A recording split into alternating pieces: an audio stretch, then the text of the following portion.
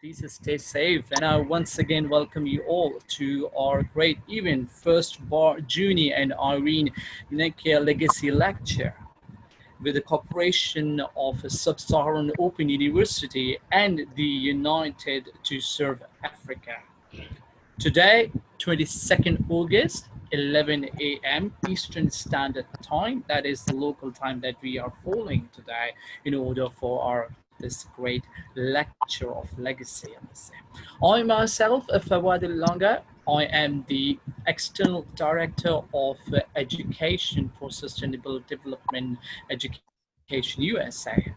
Welcome you all for this great lecture for this discussion. Ladies and gentlemen, the concept behind for this amazing event or a get together, or you can say the lecture for today, is actually to giving the highlight and put forward what is going on right now and how the world is actually facing challenges. Indeed, that the COVID-19 is not only the challenging, the overall global systems, but testing our common humanity, I must say. It affects everything, everywhere, including education. Yet it hits the poorest and the most vulnerable communities, the hardest, deepening existing inequalities, social, political, and economic inequalities are amplifying the impact because of this global pandemic. Indeed, it has threatened the quality and inclusive education for lifelong learning in most bad shape, unfortunately. Africa's criminal navigation of the COVID-19 pandemic has further highlighted the ways we devalue the life of the most vulnerable, the African child today. The global community needs to be reminded that the integrative well-being of African children in situations of COVID-19 and other pandemic call for the need to ensure existing mechanisms embrace the best interest on the right to education, good health, social and well-being, their right to life, survive and develop their inherent trans and build a sustainable future. Ladies and gentlemen, the right to education is enriched in Article 26 of the Universal Declaration of Human Rights, which is actually also called UNHDR by the United Nations. The declaration itself calls for free and compulsory elementary education. The Convention of the Rights of the Child actually, adopted in 1989, goes further to stipulate that countries shall make higher education accessible to all. And indeed, education must hone skills, including critical thinking, creativity, communication, and of course, the decision making. This will ensure that the graduates are prepared to fully engage in society throughout their lives and are prepared for jobs in rapidly developing world. Quality teacher training, strong curricula, and even effective monitoring and evaluation of learning are integral major pillar for this quality education. No doubt. Talk about the current, the digital culture and literacy have actually changed the way we live, work, play, and learn today. It is essential to ensure the equitance and the effective transfer of knowledge and capacity building between governments, civil societies, and across all these stakeholders. To align education and development of humanity to the current trend and maintain sustainability. I must say, I would say, we must together invest in technology and infrastructure. And that include electrification, internet access, and the full integration of information and technologies, communication technologies in the advancement of education, teaching, and curricula as well, to facilitate the access of education through internet-based learning program. Of course, and indeed, we cannot allow the digital divide to deepen. We must ensure equal access to ICT for all. It is therefore, ladies and gentlemen, the Barr, Juni and Irene Menakaya Foundation, with the support, of course, and the collaboration of Sub-Saharan Open University, are putting hands together, shoulder to shoulder, stepping up and moving away from sustaining the African nightmare to advance the development and transformation of African communities along the new normal through the launch of My Child is My Pride series of the first Barr Juni and Irene Menakaya Legacy Lecture under the theme Reimagining Learning in Community Classrooms with the Post-COVID-19. It is therefore the first Barr Juni and Irene Menakaya Legacy Lecture is being utilized to educate on the outcome of the United Nations high-level political forum on SDGs and 2030 agenda and the post-United Nations World Indigenous Peoples Day mark every August 9. Without further delay, ladies and gentlemen, please allow me to introduce our first speaker, who is actually the president of United Service for Africa, and going to highlight actually the inaugural speech on the annual Barr Juni and Irene Menakaya Legacy Lecture, Mr. Alan Temilusio. Over to you, sir. Thank you very much. Once again, thank you very much, Ambassador Fawad, for the warm welcome.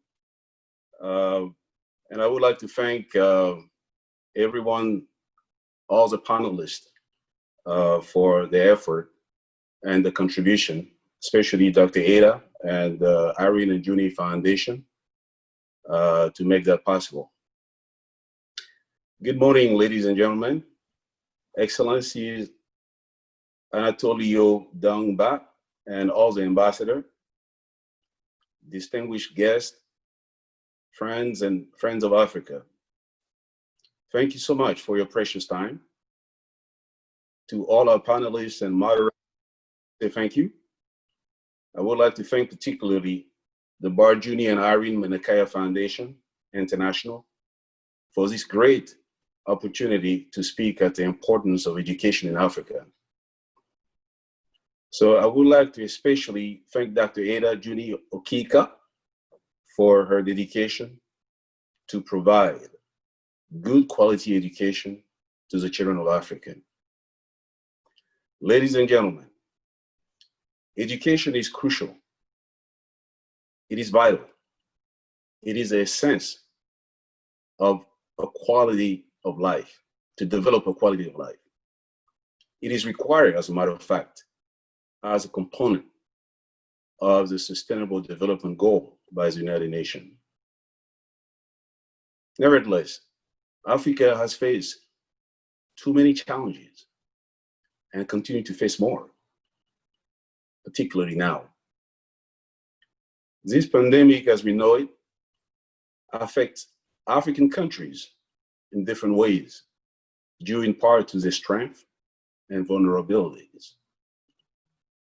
The wealth of relevant lessons from dealing with previous HIV, AIDS, and Ebola epidemic, we hope, by engaging communities on how to communicate risk and other innovative African ways to model a comprehensive approach to control the spread of the disease will be vital for a sustained health response. But that's only the health part.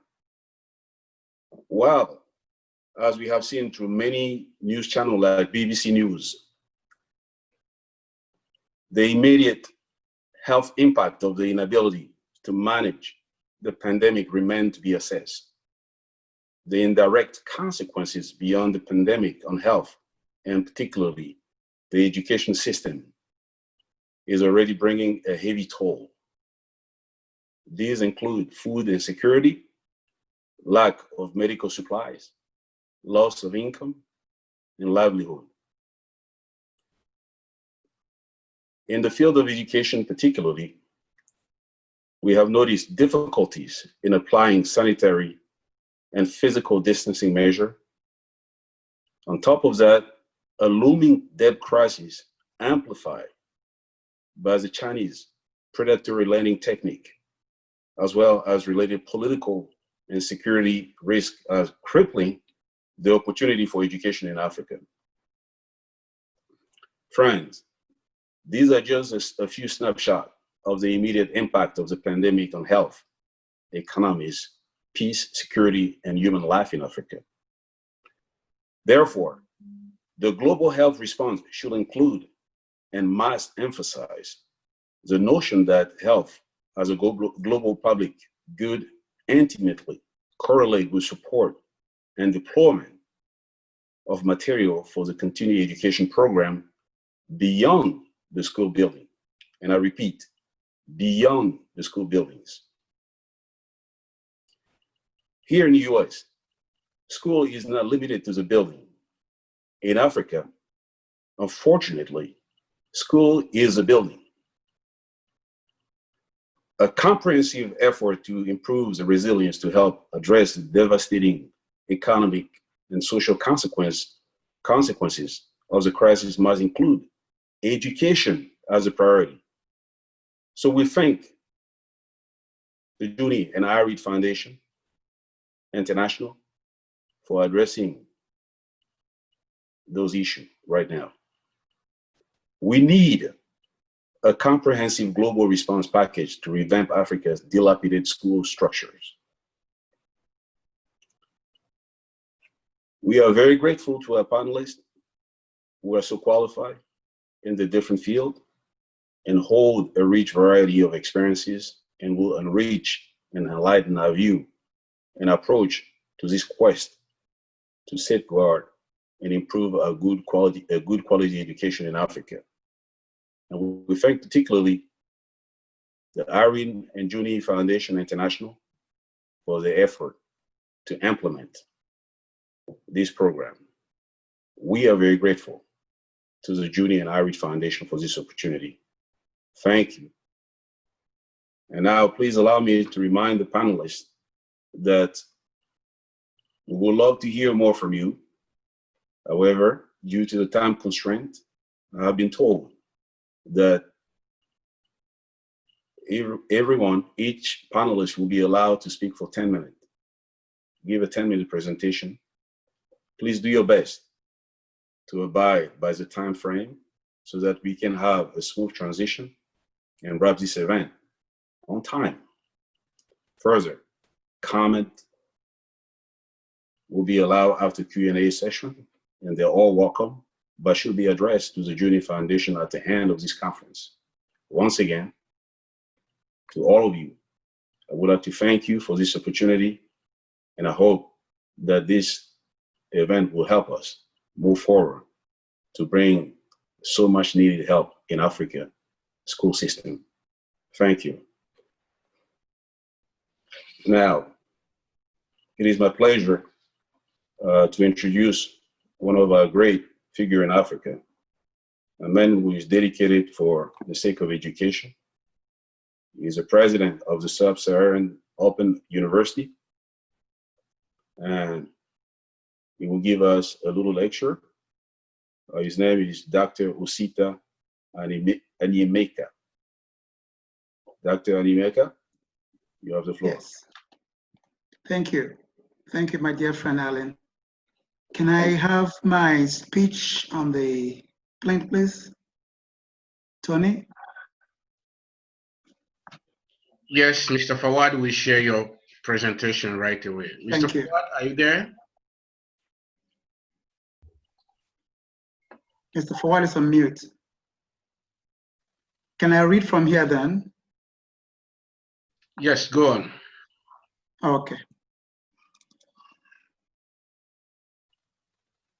Okay, thank you so much again, my friend Alan. This is my inaugural address. Honorable Minister for State for Education in Nigeria, His Excellency, the Permanent Representative of the Mission of Equatorial Guinea to the UN, Nigeria's Permanent Mission Ambassador to the UN, Honorable Chairman of the Nigeria Diaspora Organization in Europe, the President and Founder of Barr, Juni and Irene Menakaya Foundation, distinguished guests, ladies and gentlemen. I am enthralled to give the inaugural address at the first Barr, Juni and Irene Menakaya lectures. So permit me to start by thanking the President of Barr, Juni and Irene Menakaya Foundation, Dr. Ada Junior Keka, for this outstanding and exceptional inventiveness. The foundation is doing wonderful work in bringing attention to Africa at this most auspicious time when the continent is drowning from the full impact of a pandemic. The relationship between school and indigenous knowledge in Africa really focuses on deploying the classrooms to bring comfort and solutions to the problems of the continent. Community classrooms have not been used to transfer indigenous knowledge from the learner's everyday life to schoolwork, and it's not always valued or encouraged, meaning that community ways of knowing has not been recognized by teachers. These teachers simply find community knowledge unimportant. They often harbor an intellectual authority that invalidates the indigenous knowledge that young learners bring to the classroom. The mismatch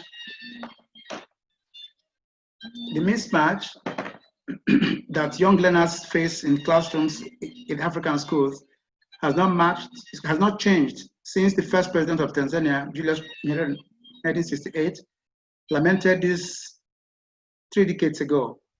He says that at present, our pupils learn to despise even their own parents because they are old-fashioned and ignorant, and there's nothing in their existing educational system which suggests that the pupil can learn anything important about farming from his elders.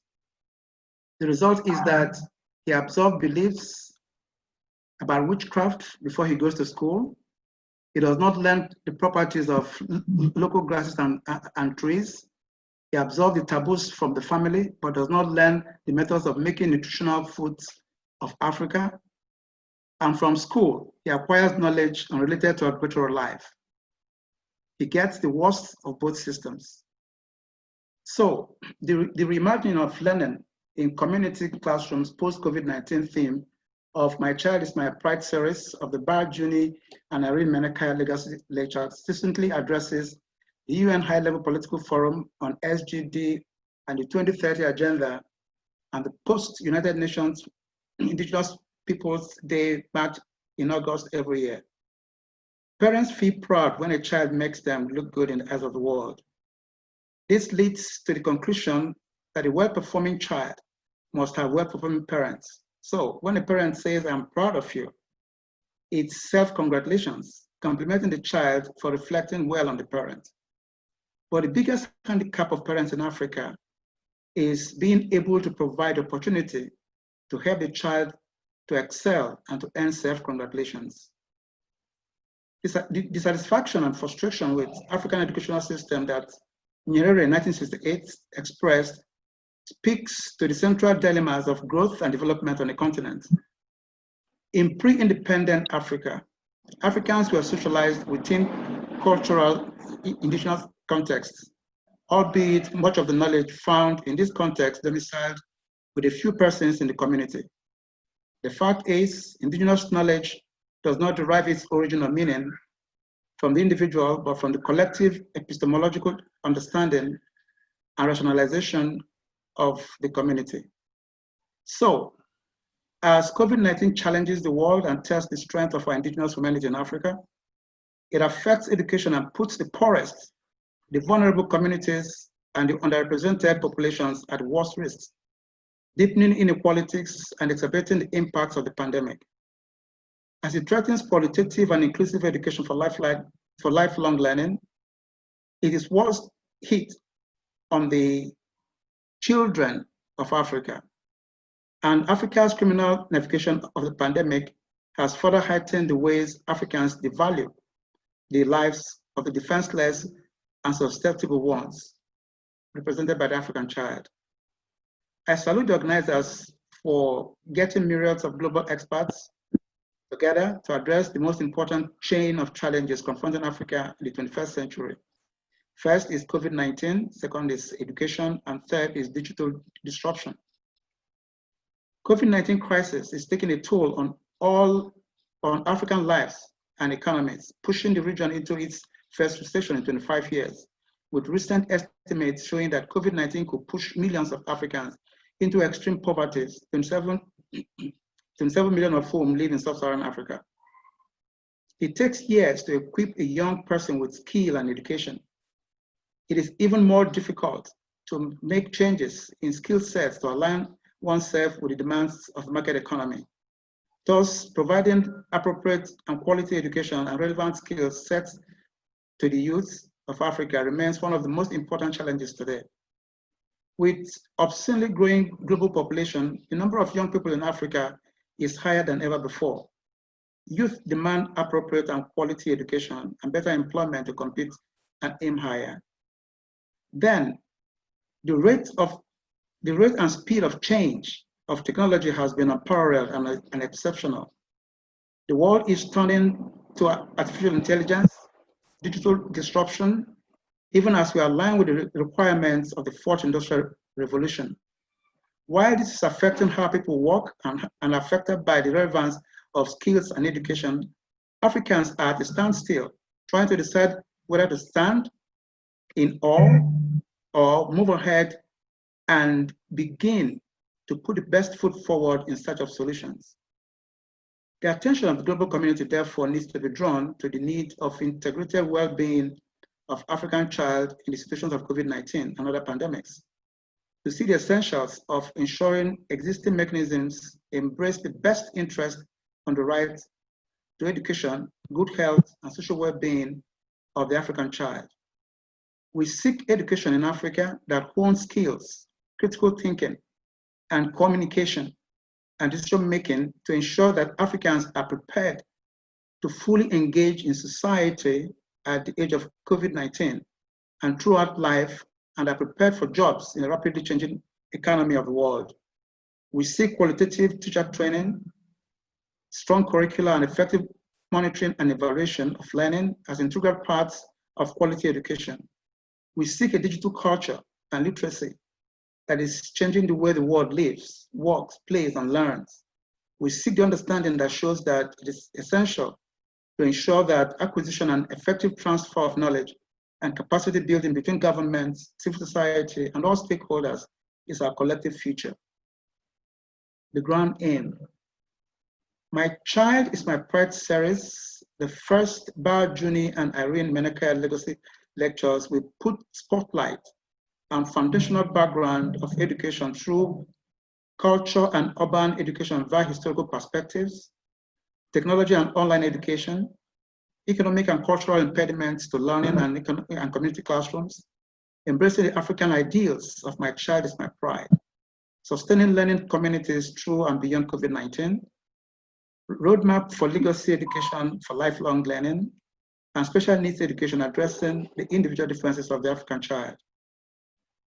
Results expected would include learning, teaching, planning and management, community development, society and social processes, media and communication, continuing professional education, digital education, and injection of homeschooling, online and distant learning from community classrooms. It is official that Africa has become one of the fastest growing regions in the world. It is pertinent that the needs of African nations have differing and diverse strengths These needs will only increase as aspirations increase. Consequently, it is about time to accentuate the need for African development partnerships to go demand-driven, making a fundamental shift from push and promote to position, protect, and pull. Despite the dearth of preparedness for the COVID-19, Africa is gradually emerging with high growth and high optimism for the future. We need to authorize, vest, and endow African youths, and it cannot be done without education, digital strength, and resilience in preparation. If all of us invest our thoughts, our talents, our trust, our time, our treasure together, and I mean government, teachers, parents, nonprofits, corporations, school districts, university system, including Friends of Africa, if we ensure that today's African youths become the conqueror of the COVID-19 by becoming the best educated generations of our time, then there's no limit to what they can achieve. There's no limit to what we together can achieve. I wish the first Barr, Juni and Irene Menakaya Legacy Lectures on my Child, My Pride series great success. Thank you, and God bless you. Thank you very much, Dr. Anyemeka. Sorry for the name. For the wonderful lecture and presentation that you gave us. Very deep insight, and we appreciate that. Thank you again. At this point, I would like to introduce our next speaker, Dr. Uche Menakaya. He's the director of Barr, Juni and Irene Menakaya Foundation International. Thank you. Yeah, thank you, Alan, for the introduction. I hope you can all hear me. Distinguished panelists, ladies and gentlemen, all the excellencies that are on board, I'd like to thank you all very much for attending the first Barrister Juni and Irene Menakaya Legacy Lecture, My Child is My Pride series. My role is a very simple one. It is essentially to give you an insight into the origins of this motto, My Child is My Pride, and how this legacy all came about. So more or less, it is to give you a historical perspective. So Barrister Jeremiah and Irene Menakaya are our parents. They started their life journey as a couple on the 26th of December 1961, and they lived together for about 38 years. As devout Christians, they were inseparable and journeyed through life as one, believing firmly in the biblical principles of for better, for worse, as husband and wife. They lived a life of trust and shared the same life philosophies, principles, and values. They believed in the principle of hard work and honest living. Their strength was derived from God and each other, and they were committed to their promise to each other and to their children. Mom and dad were from devout Christian families. My mother was the second daughter of one of the first Christian itinerant evangelists. She grew up observing her mother epitomize the virtues of a dedicated worker in the Lord's vineyard, supporting her husband's evangelical work, organizing and empowering the women within the fledgling Christian communities in the then Eastern Nigeria. Dad was the first son of an early Christian convert and evangelist at the turn of the 20th century, whose wealth and business acumen was instrumental to the spread of the Christian message in his community. My mom and my dad continued in the service of God and humanity through various leadership roles within the church and our community. They also had full professional careers, as was the norm in their time. They were both trained in the United Kingdom. Mom trained as a teacher who found her vocation and her calling as a teacher of pre-primary school children, and for her expertise in this field, her peers nicknamed her children's friend, or in our language, or Yumwaka. She was also a visionary leader in the Anglican Church and our local community. She worked tirelessly to empower women in our local community and worked to initiate and complete significant church building projects and various community development programs. These programs continue to this day. Dad, on the other hand, was a pharmacist, a lawyer, and a politician. On their return to Nigeria in 1972, Dad became the first ever chairman of the Anambra local government area, a role that he used to facilitate the expansion of business investments to isolated communities within the local government area. He was the first chairman of a local government area in Nigeria that has now been divided into 6 local government areas. As a lawyer, he enabled expert counsel, often pro bono, to ensure clients had access to appropriate legal representations in our law courts. He offered his legal mind to the service of his community in often costly land disputes so that estates belonging to his community were retained in perpetuity. Our parents believed in the value of education as a tool of empowerment. They were the first to understand the critical value of pre-primary education in Eastern Nigeria, encapsulating this ideal in their motto, "My child is my pride," and using this as a motivational call to action for the community. Together, they built and pioneered the first ever early childhood education center east of the River Niger for the sole purpose of increasing access to quality members from members of their community. As educationists, Mom and Dad, together with local university, developed new curricula for high quality pre-primary education, some of which are still being used to this day. They trained many aspiring young women as teachers and teaching assistants, providing employment to many women as well as mentorship. Many of this cohort of teachers have gone on to develop successful professional careers as pre-primary and primary school teachers, and many people that have passed through their school have become successful business professionals, business and community leaders in many areas of the world today, not just in Nigeria. Indeed, the impact of their life's work is truly global and leaves an enduring legacy. On their footprints in time, we can rightly inscribe our father's favorite saying, "We came, we saw, and we contributed." Closer home, their marriage was blessed with 7 children, many of whom are professionals. With God-blessed guidance and blessings, their small family has now grown to 27 members with in-laws and grandchildren.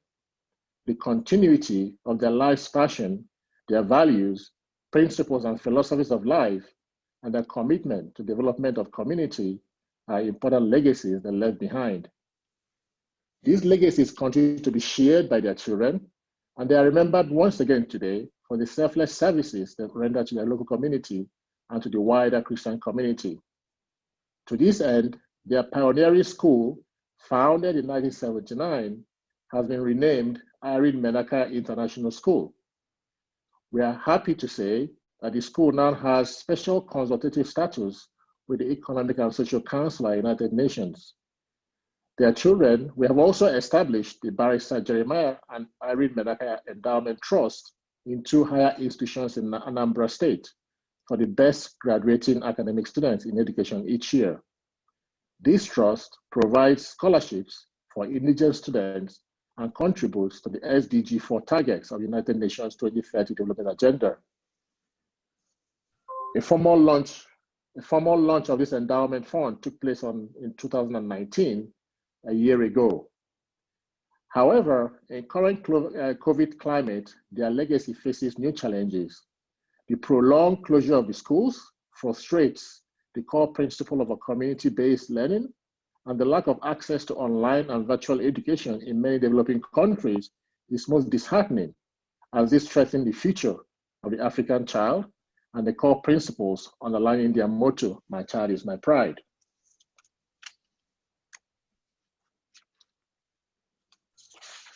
The theme of this year's Barrister Juni and Irene Menakaya Legacy Lectures, Reimagining Learning in Community Classrooms Post-COVID-19, therefore captures the desire of the foundation to develop and implement current strategies to address these new challenges in developing countries. And so, we thank you so much for joining us today on the first Barrister Jeremiah and Irene Menakaya Legacy Lectures, My Child is My Prize series.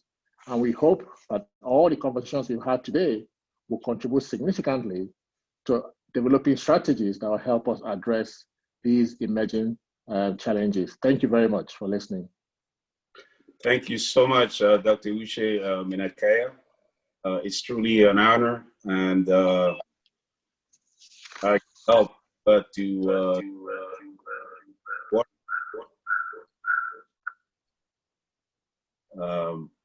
so we are truly grateful for that. The Word of God say, honor your parents, your father and your mother, and I think you're doing exactly that by honoring your parent in a really amazing way. And we're truly, truly grateful for that. Now, next, let's move to our next speaker. It's my honor to introduce you our special guest today. His Excellency Barr Chukwemeka Najuiba. Excellency Najuiba is the Honorable Minister of State for Education for the Federal Republic of Nigeria. He's going to talk to us about the lifelong learning in classroom community. A roadmap for legacy of education for lifelong learning in classroom communities. Your Excellency, Honorable Minister, you have the floor. Good evening from Nigeria. And to say all the other panelists and to the children of our esteemed father and mothers who passed on, Juni and Dr. Menakaya, a great family that had contributed immensely to the development of education and the legal profession around Nigeria, and commend their children for being engaged in the work that their parents brought them up to do. I commend all participants as well and thank them for their time. I will immediately speak about our role in the Ministry of Education and how this will bring some sort of changes in line with the program and projections that the COVID pandemic has brought about, and how we now choose to learn and how the future holds that. Everybody is already aware of many Africans. The way education has been brought is essentially Western education. And this penultimate speaker had tried to show that there is indigenous knowledge, and then how Western education has sort of displaced some of that. So there's this formal way of learning, which is not indigenous. That formal training or formal skill set acquisition, which is the product of all education facilitation, is prescribed by owners of these wells. So pre-basic, what we call basic, which is elementary, through to post-basic, which is secondary, and then to tertiary levels. The Nigerian government seeks to establish a model or a module with which teachers can take a child who is brought to them through the gamut of a curriculum fit for a particular subject or what knowledge content. And that is essentially what everybody's been doing over the years. Now, that has always been done in a school, in some sort of building, in some sort of environment that is so sanctioned as. It is also known that people can do home schooling or be trained at home. Amongst us in Nigeria, the majority of people attend schools. However, in Nigeria, schooling is on what we call the concurrent list of our constitution. The constitution of the country recognizes Nigeria as a federation. So unlike many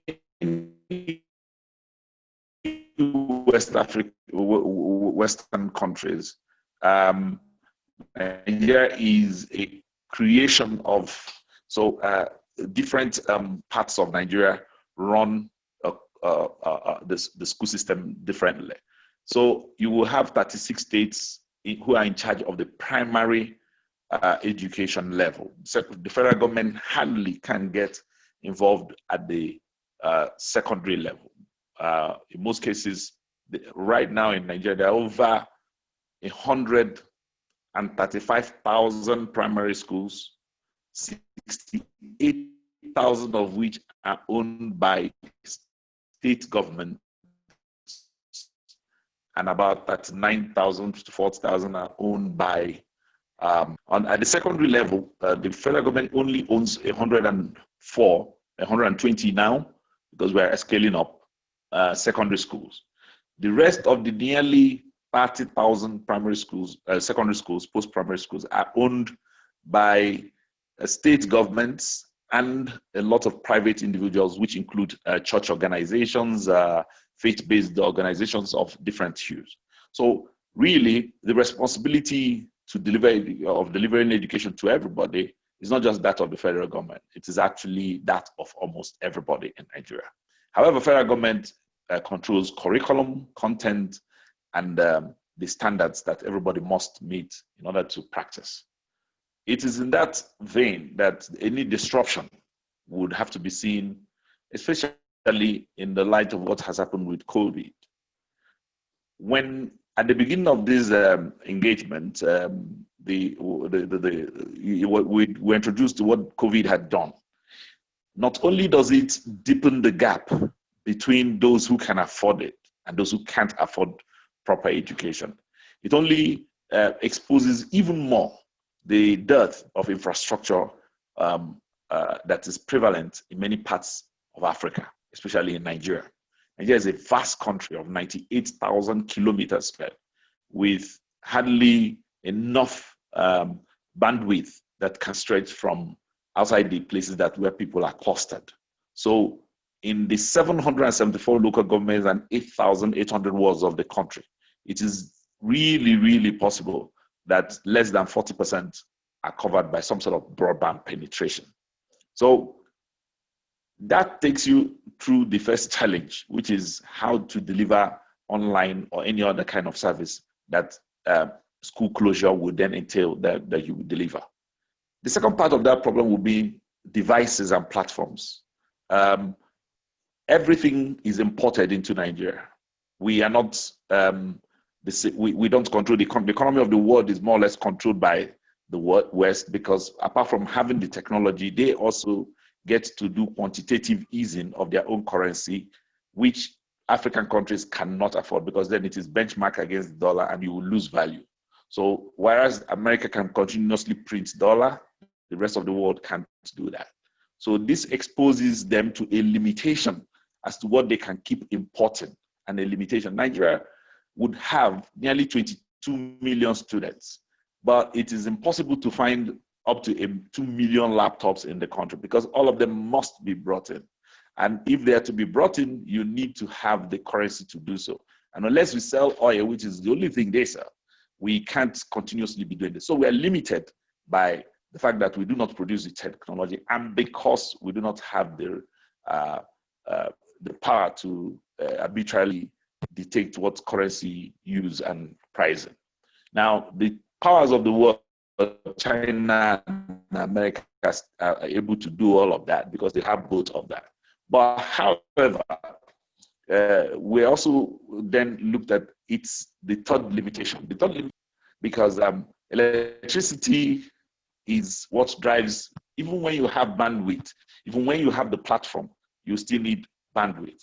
So you will still need power. So power and a lot of, whether you're going to use terrestrial broadcasting or radios to transmit them, you will still need all of it. So in a nutshell, Nigeria's problems are not just the fact that COVID came in. It just exposes all of this. And that has made it possible for only those who are in urban centers, whose parents are already in the rich, so the gap is really expanded the way, in the way it was pointed out earlier. However, it is the responsibility of government to look at all of these challenges and continue to try to address them. And therefore, we've launched schemes that made line possible from the Federal Ministry of Education's portal, such that, and we've talked to and spoken with a lot of the communication providers. They've provided a lot of websites that are free for those who can access it. We've gone ahead and had discussions with all the state governors and all the chairmen of state management education boards, and they have actually gone ahead and procured as much as they can. But because of all of these limitations, we are now forced to take some quick decisions, some of which include the reopening of our schools for exit classes to take their exit exams, so that we can, and in doing that, we've provided some of the COVID guidelines to enable them do all of that. But going forward, it is clear that the way forward would include some sort of continuous online education, or a hybrid of both. So we are engaging a process. We're working on a process to re-engineer the teaching profession, where we can then bring in as many of our teachers. Nigeria has a population of about 2.2 million teachers on the federal payroll, on the government payrolls around Nigeria. And these teachers who are registered may not all be at par with what the new age will demand. So it becomes the next line, because like you pointed out in your remark, there's a difference between taking somebody to school and be schooled there. So we're also moving to the era where we think the teachers need to be upgraded enough for them to then become the arrowhead of delivering knowledge, so that by the time children leave school, at the point they leave, they'll be skilled persons indeed, in the different, whether notional or logical, or in every way that they can possibly be, and be able to serve the needs of our manpower demands as we go ahead. So that retooling is already in the works for teachers. And then we think that most of the work we need to do with everybody else, because Nigeria is also a play pot for many enthusiasts or philanthropists or people who may want to participate, and people are doing so many divergent things. And we've just set up a desk where we can say we want to coordinate, bring all the efforts of everybody together, so that we can achieve results that are actually targeted and able to be used within the country. We then appreciate all persons making an effort in this regard, and invite them always to look at what it is that we can all do together. There are a lot of foundations. There are the UNESCO, United Nations, the African Union. All agencies are trying to do their best with Nigeria with a lot of educational needs. But like the bane of a colonial black country is it's the playground for everybody. So you have Korea, you have German, everybody is making a suggestion as to their own system. So Nigeria is pulled in different directions by this is an American school, this is a British type, this is anything anybody can do. It's a huge challenge managing Nigeria and the myriad of its own engagements. So we think this platform will provide us that kind of guidance, so that we can determine for everybody where they can play and how it can best use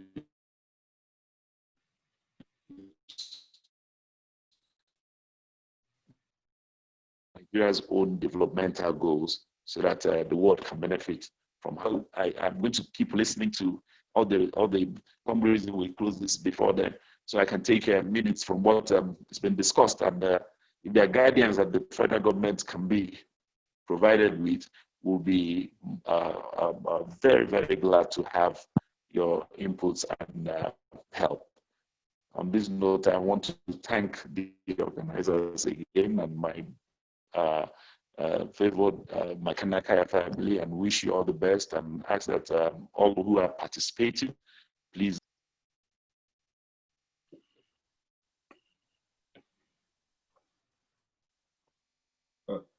Thank you so much, Your Excellency, for a very excellent insight into the education system. If anything in Africa, I think Nigeria is well known to really fully represent Africa. So we are truly honored to have you here, and for the insight and all the precious information that you shared with us. And thank you so much. Excellencies and distinguished panelists, my name is Irene Menakaya. I am a grandchild of Barrister Juni Menakaya and Irene Menakaya, and I would like to read a poem in their honor titled A Legacy to Treasure. In the shelter of your love, we learned the lessons of life, the value of family, and the greatness in community. Though 2 decades have passed, it still feels like yesterday, as the sense of loss remains deep. But your life lessons run deeper and never ceases to motivate, even as we strive to emulate the ethos you taught. Today, we again remember you. The legacies of your life as it now embeds in our generation.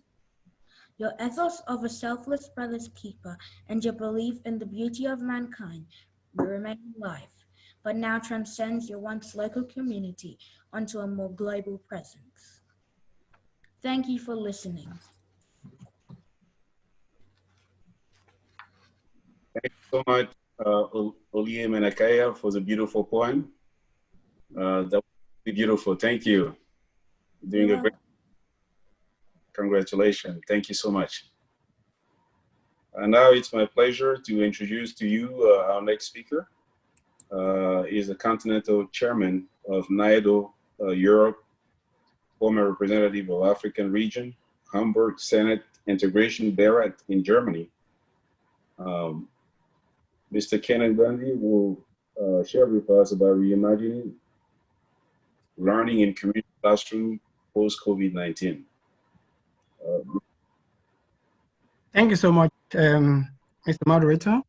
Thank you, Master Olise, for that beautiful poem. That is very touching. Excellencies, distinguished panelists and guests, permit me please to stand on the existing protocols.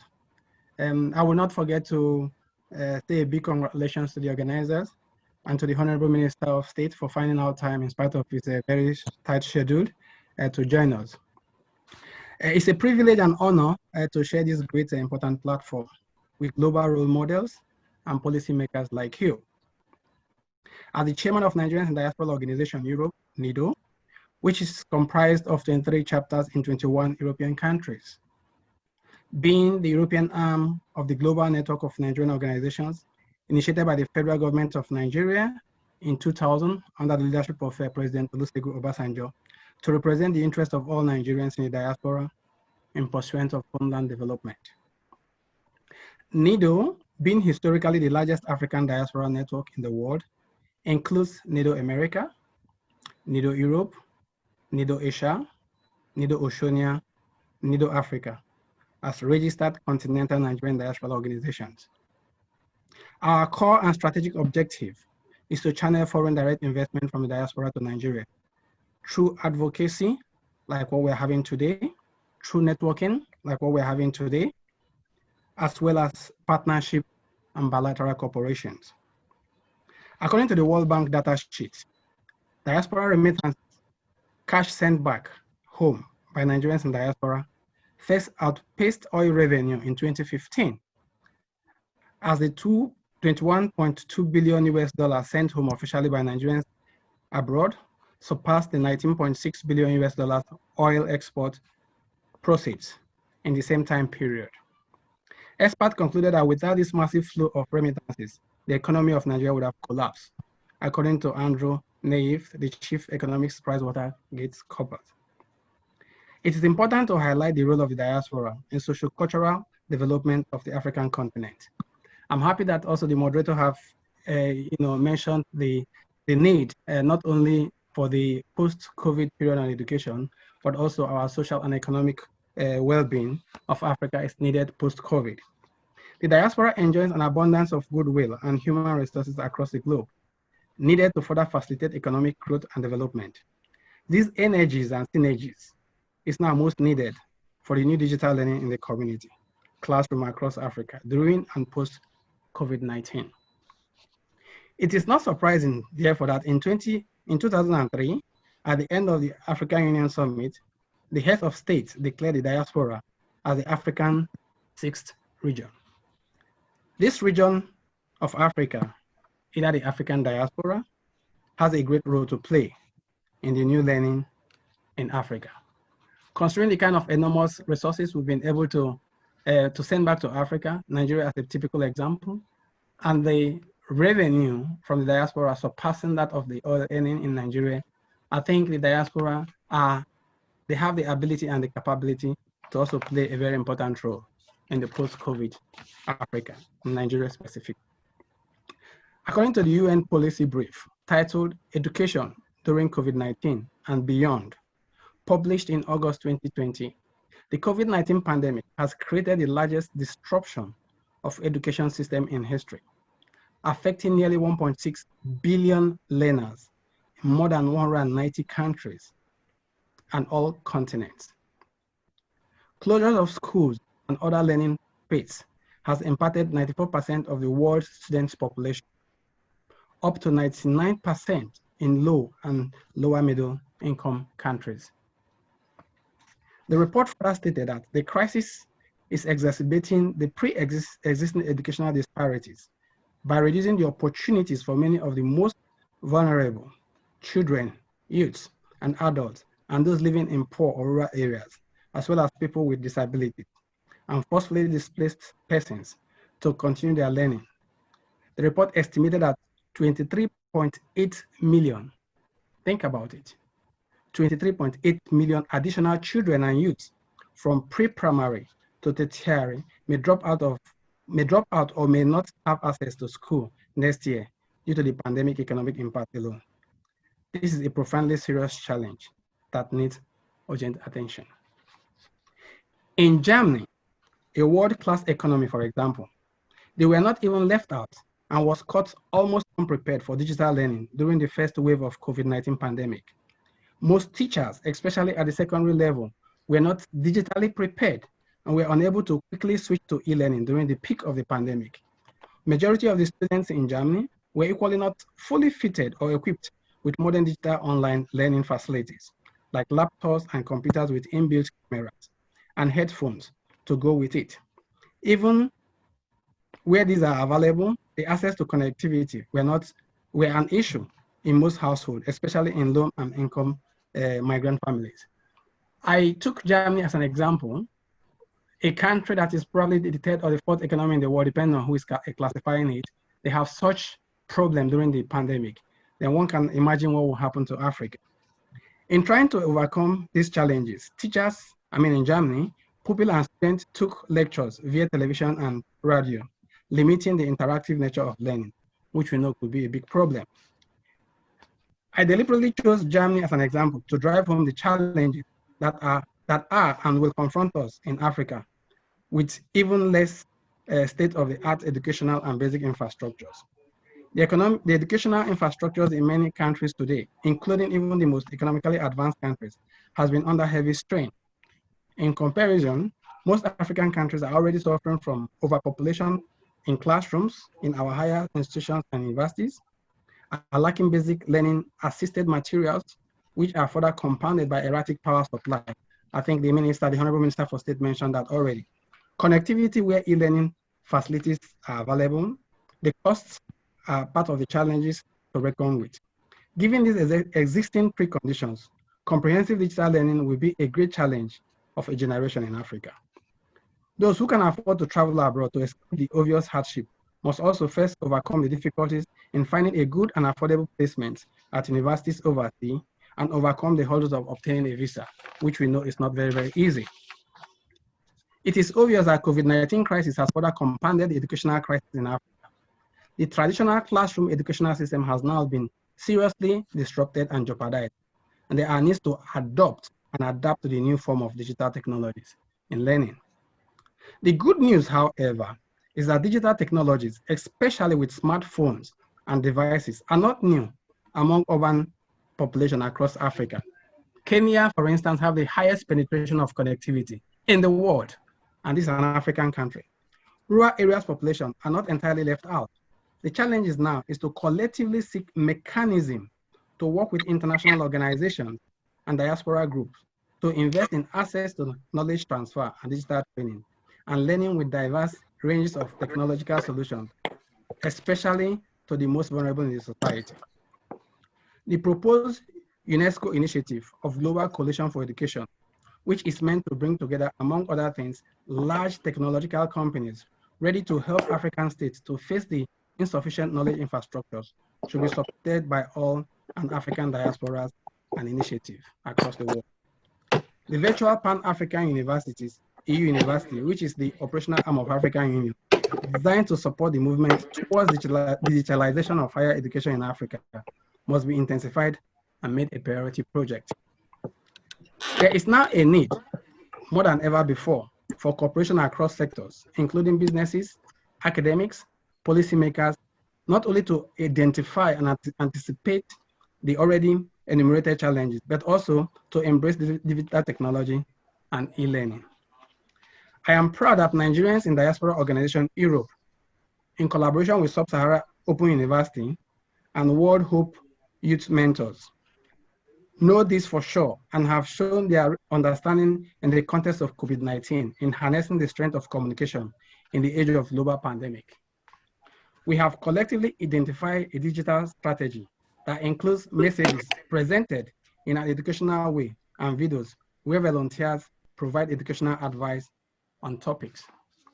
The first test is focused on COVID-19 and expected to reach more than 3 million users in 4 regions of Nigeria. With anticipated series of queries from the public that could include how to disinfect food, what care should be taken when a person with disabilities and elderly are to engage in any form of organization in the society, can we make masks renewable or to reuse a mask if necessary? All these questions will be answered on the social media broadcast. Also, the developed mobile learning lab called MLL for short technology is designed to overcome obstacles to quality education and information, will be also in use. It is a tool that is used in a variety of learning applications where access to internet and electricity are either limited or unavailable. The MLL provide offline resources to allow children or adults, youth to learn, explore, and discover without books or online resources, all the things they need to know and share, even in COVID-19 period. In conclusion, COVID-19 crisis has challenged all of us and have stimulated innovative ideas on digital education and other alternative methods of knowledge transfer and capacity building or development. Innovations previously considered difficult or practically impossible to implement is now the mainstream. We must collectively seize opportunity to turn the COVID-19 crisis as avenue to addressing the learning possibilities in Africa. We must endeavor to seek international and interorganizational cooperation and collaboration towards the digitalization of higher education in Africa. This we must pursue with all vigor and resources if Africa is to survive the global pandemic, socially, politically, economically, and of course, most importantly, educationally. Thank you for listening to me. Thank you so much, Mr. Kenneth Bandi, for this wonderful insight into African educational future. We truly appreciate that.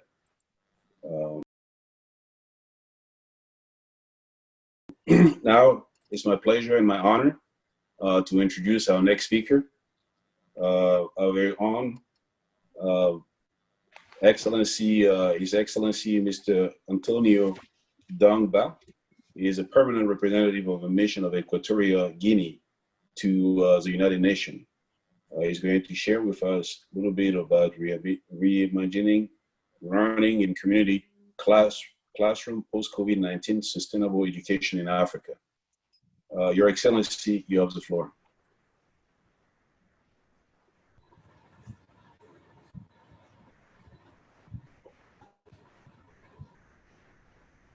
Thank you so much. Thank you. Your Excellency, Honorable Minister of State for Education of the Federal Republic of Nigeria, Excellency Chukwumeka Nwajuba, Honorables, Mr. President,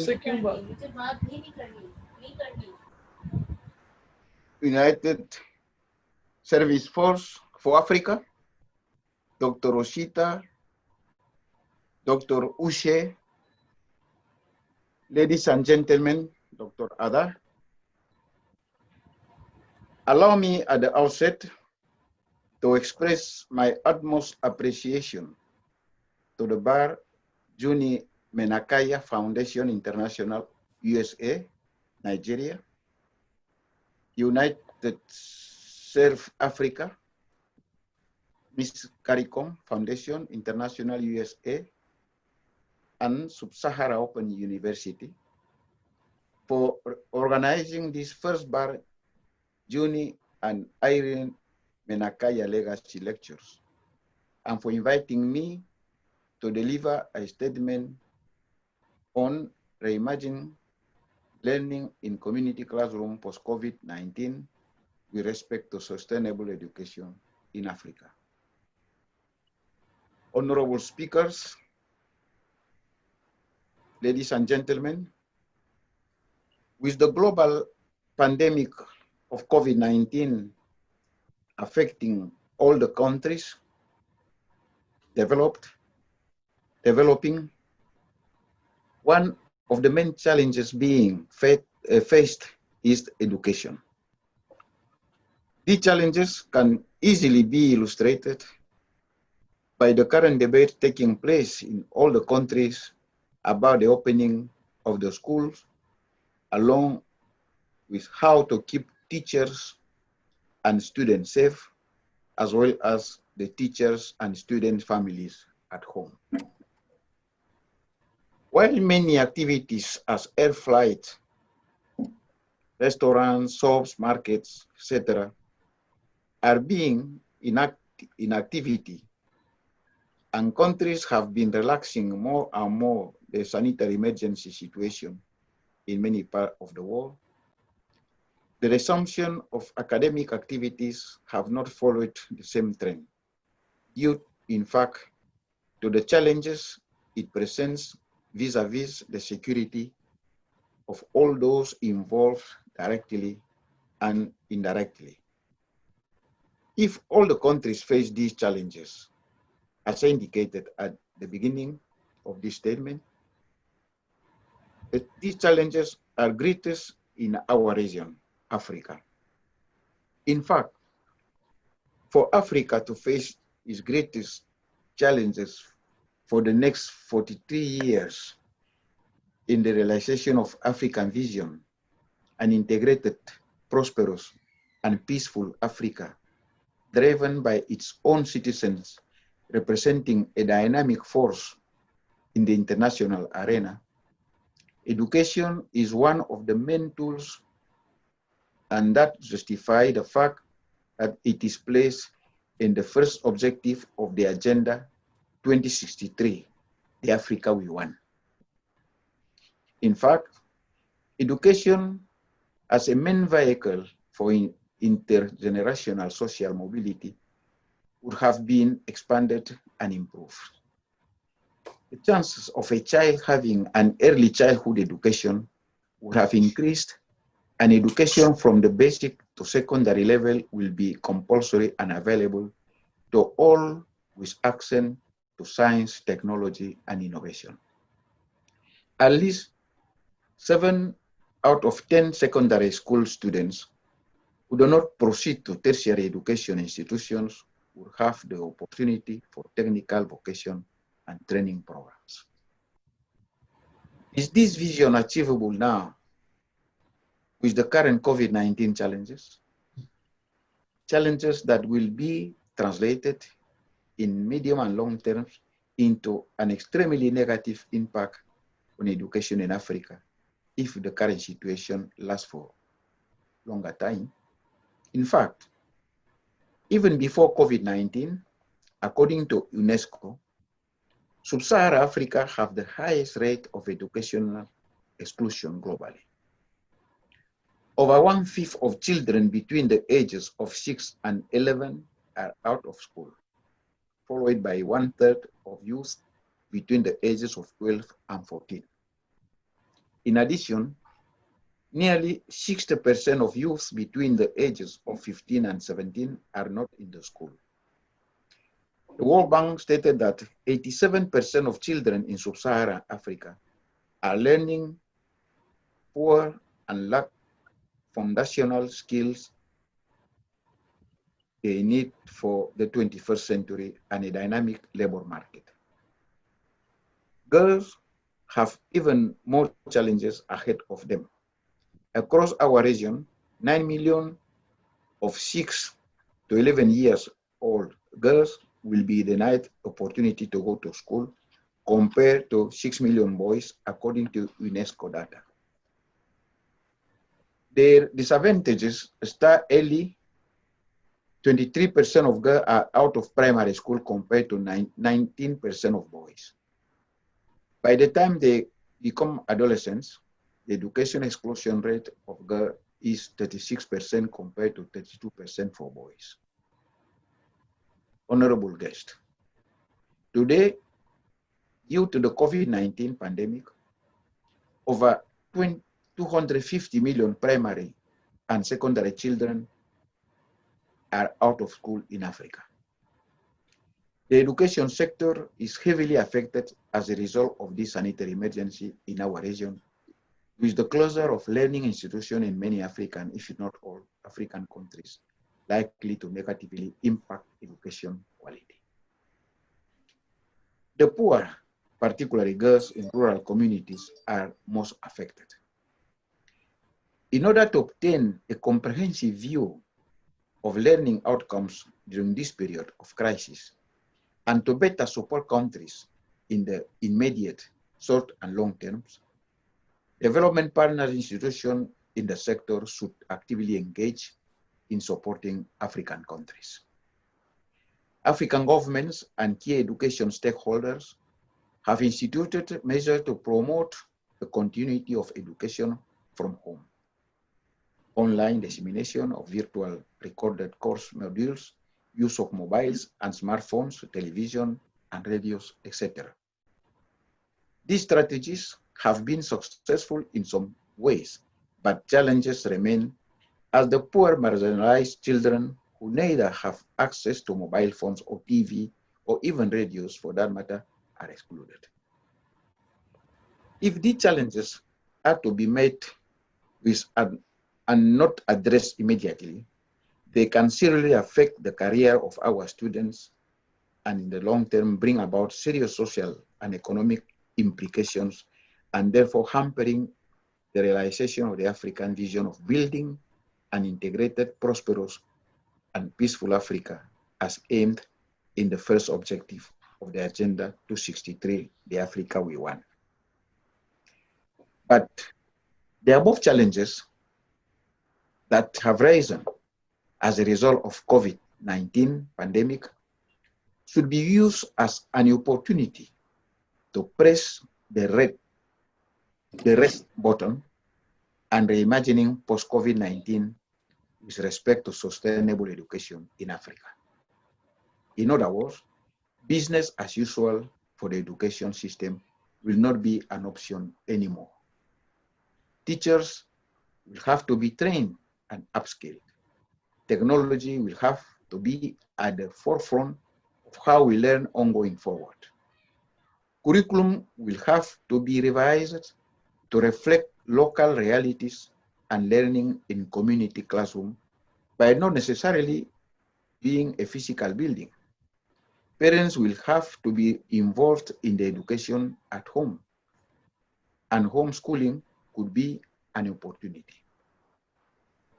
Among the local realities that could be taken into consideration and be included in the curriculum are learning of local languages, called vernacular, that's to say unwanted languages, in the colonial times.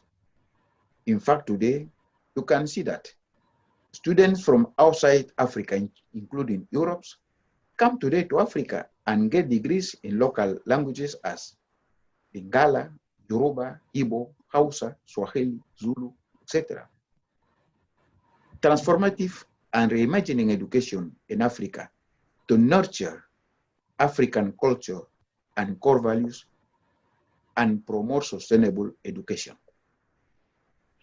Education will have to be more learner-centered rather than teacher-centered, and children will have to be encouraged to be more innovative in seeking knowledge, to be critical thinker, to be equipped with necessary skill to prepare them for the future work either inside or outside the classroom. Post-COVID-19 pandemic should be an opportunity for governments to invest more in education and to view education as an economic gain for any country, especially if you build with gender outcome mind and opportunity to reimagining learning in the community classroom post-COVID-19 with respect to sustainable development in Africa. It will be an opportune moment for all education actors to collectively come together and reshape the narrative of complementary support toward education in Africa. The positive returns in investing in educating a child is an open secret, and we can no longer continue to ignore it. As Nelson Mandela said, and I quote, "Education is the most powerful weapon you can use to change the world." Madiba's prophecy opens door for what is happening today. A combination of COVID-19 and the current ongoing advocacy for equality for Black lives and all life is a testimony that change is inevitable. Now is the dawn of a new beginning. I thank you. Thank you so much, Your Excellency, for such a powerful presentation. We truly appreciate that. And we're glad to have you as a panel. Now it's my honor to introduce our next speaker, Ms. Mary Kurek.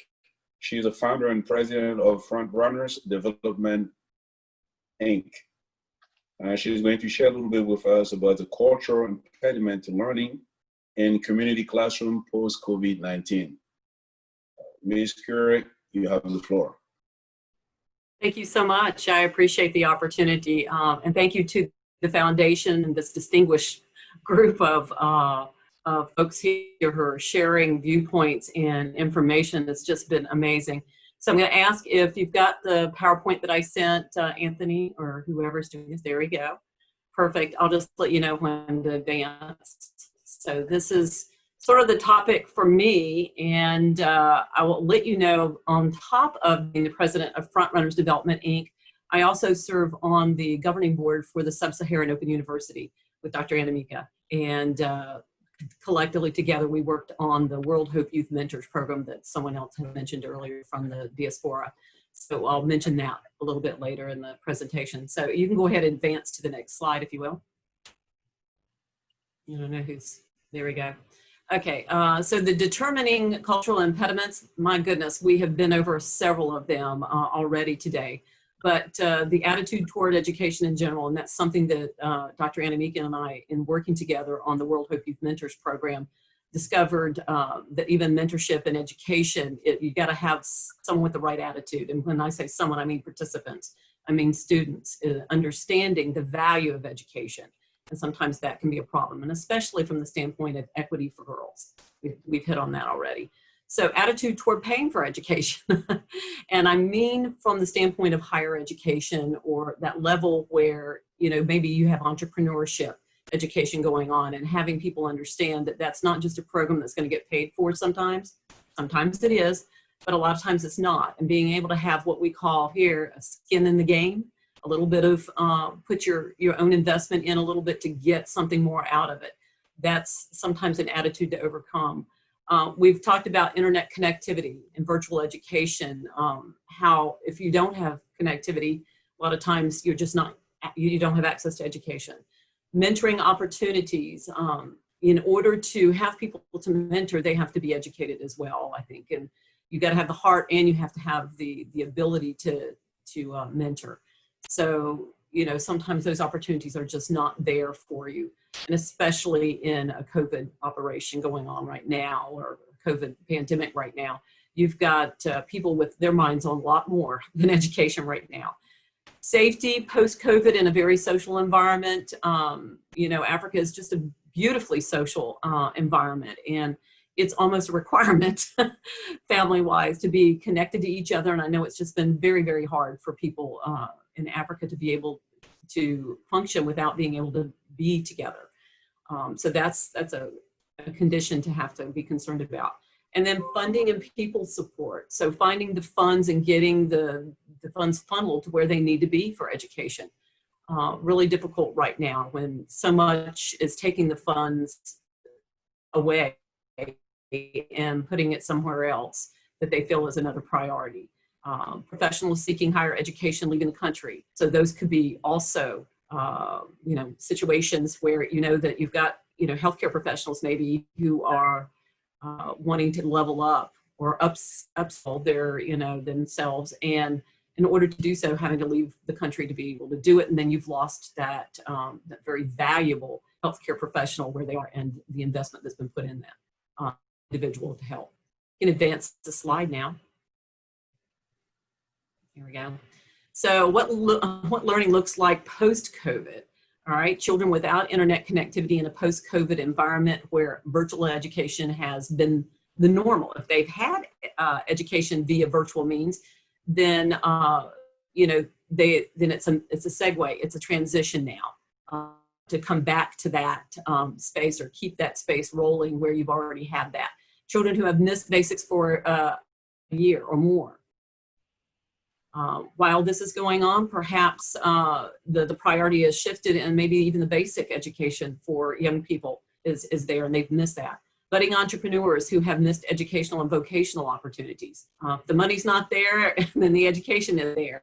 And if they're not able to access that, they're losing valuable time where they'd be contributing as entrepreneurs. Socialization deficit has slowed to social and life skill development is also slowed. And as we mentioned, a continent that is so socially oriented, when you have that deficit of not being able to connect with one another, then there's going to be social and life skill slack right there. Funds for on-site education have been diverted to other pressing needs. We know that's going on. That's going on all across the globe, where money is just funneled into more healthcare oriented sorts of and solutions. So the other flip side of that is then some schools may not reopen. If they've closed for a while, reopening may be a really big challenge. We're experiencing that here in the United States, where I am. Parents who have lacked education haven't maybe properly filled the teaching role. So if the teaching household is the mother's responsibility, then you know, if she's looking at education, then there's not going to be a good pass down of that education for the child. So there's a lot that could happen as we're transitioning out. You can advance the slide now. So what it could look like, okay, what learning could look like with the right partnerships, and I'm going to borrow this phrase from the Bible, all things are possible, okay? My feeling about what I do is connecting people, and you know, I'm a business developer in social impact spaces, number one. So connecting people is what I do all day long. And I can tell you partnerships, partnerships, partnerships. You're living it right now in this legacy series. You know, I'm seeing these people coming forward and talking, and I see the partnerships that could be forming right now. But let me give you an example of one, because I'm big on sharing stories. So example one is a US-based nonprofit and Nigerian-based university, that's sub-Saharan, on bringing internet connectivity and computers plus mentors. Okay, there is a United States-based nonprofit that we've connected up with Dr. Anamika's organization there at the Sub-Saharan Open University. And what we're trying to do is move his capabilities, this gentleman's capabilities from the United States into Africa. And what he does is he brings a system called Rachel, which is basically a plug-and-play server operation into facilities that could house some educational programs. Along with that, they bring some laptops. Along with that, they bring corporate-backed mentors. And by that, I mean this organization has contracts with major corporations in the United States, and they will pay their charity, this charity that's organizing this, a certain amount of money per every 4 hours that one of their employees mentors. This is a volunteer mentor. So they have those, they have more mentors, they tell us, than they can even find mentees for. So what we're doing is putting all that together and seeing if we can kind of start to plop these things, these operations down in areas in Nigeria first. And I think that OCEDA, Dr. Anamika, has opportunities to maybe move that forward in other areas. This is a gimme, this is a freebie. It's all it is connecting, you know, this organization with the right people locally that can manifest this. And they've got boots on the ground. They've got people in Africa all ready to take the Rachel server and set it up. So this is a good solution for areas that don't have internet connectivity. Okay, and then also some help with getting those laptops in place. You know, we heard earlier from the minister who said everything's imported. You know, you've got to, you know, laptops are needed and you've got to import these things. So the more that we can grow these types of programs around different areas of Africa, the better off we're going to be. Okay, you can advance the slide. So another example of what learning could look like is a US-based leader of a health organization is starting an African-based medical education facility to keep health professionals from seeking higher ed out of country. I just mentioned that as one of the impediments. This gentleman is actually from Senegal, and he is formerly the president of a company or an organization in the United States that helped to funnel NGO money to the right sources and manage that money and manage those projects inside Africa. Okay, his big dream has been to set up a part medical clinic, part medical education facility in Senegal, and is finally, looks like it's taking off now because the Senegal government's given the blessing. So where we're working with them is to help create that content and create that partnership so that it becomes a model that we can move around different areas of Africa. There's really large interest from major NGOs on this project. So partnerships, we're working on creating the cement for that partnership right now. So that's another one. You can advance the slide if you'd like. Okay, so I mentioned the World Hope Youth Mentors Pilot. Dr. Anamiki and I met probably 2 years ago now, and it was at a time when I was looking to put together a youth impact edition of the magazine that I run. I have an online magazine called Frontrunners Innovate, and it's focused on innovations that are solutions. So it's our aim to bring those problem solvers of the world to the surface and share with you how they're innovating solutions. The picture you have here is from a gentleman, we call him Disan. And Disan is from Uganda, and he was a participant in the World Hope Youth Mentors pilot that we did.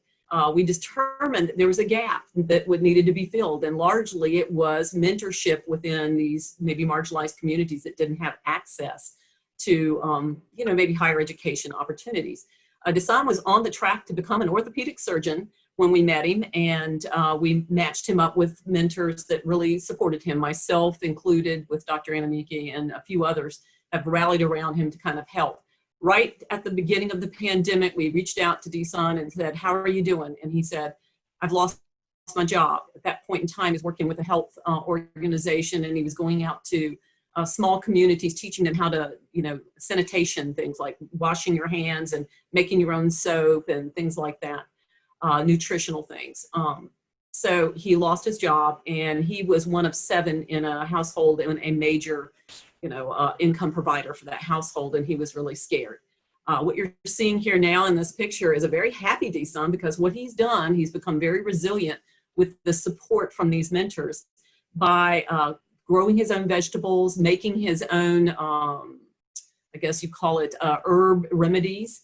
He makes makes stoves for people, sells it to people.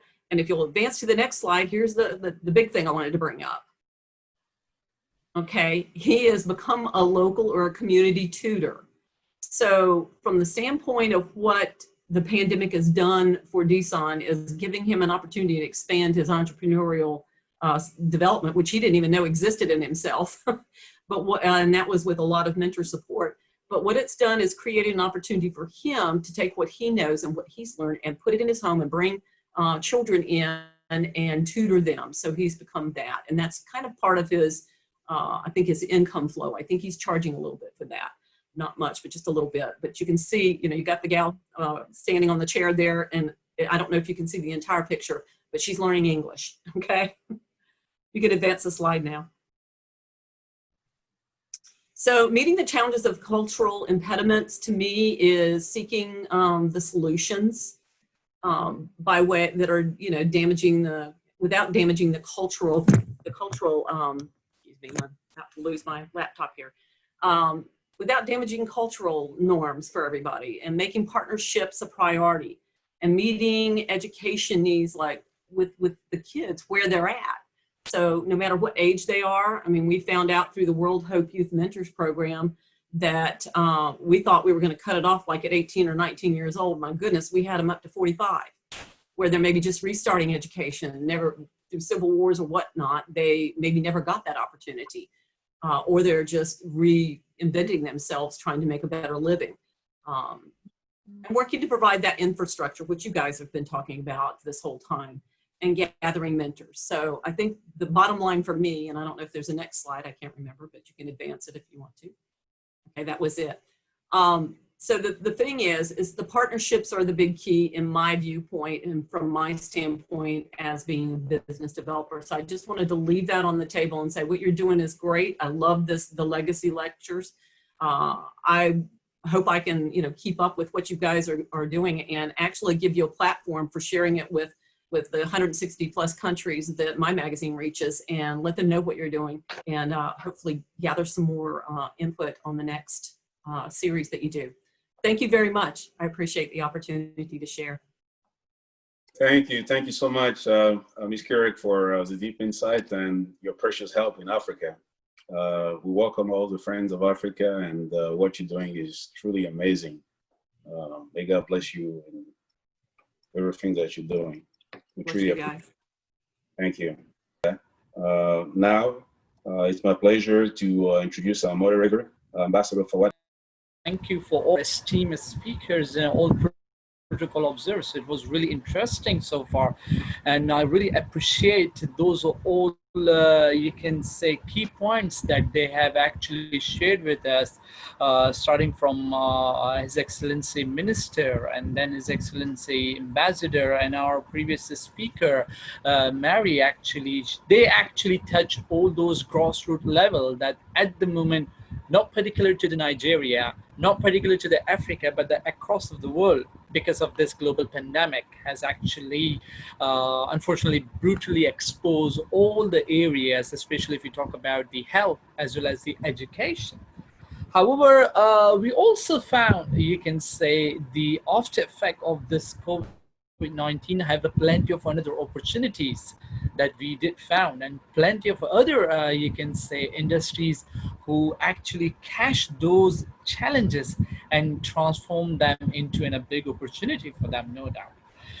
Moving forward to that, so with that, allow me to now open the platform for a quick question and answering, and I would like to hear from all our participants and our spectators. You can now stop posting the questions to all respective speakers, and I would request, like, whatever is your question, just write down your question and do mention this particular question is regarding to which particular speaker, I must say. So I can say one question on our screen which says it's by Ken Levulumo.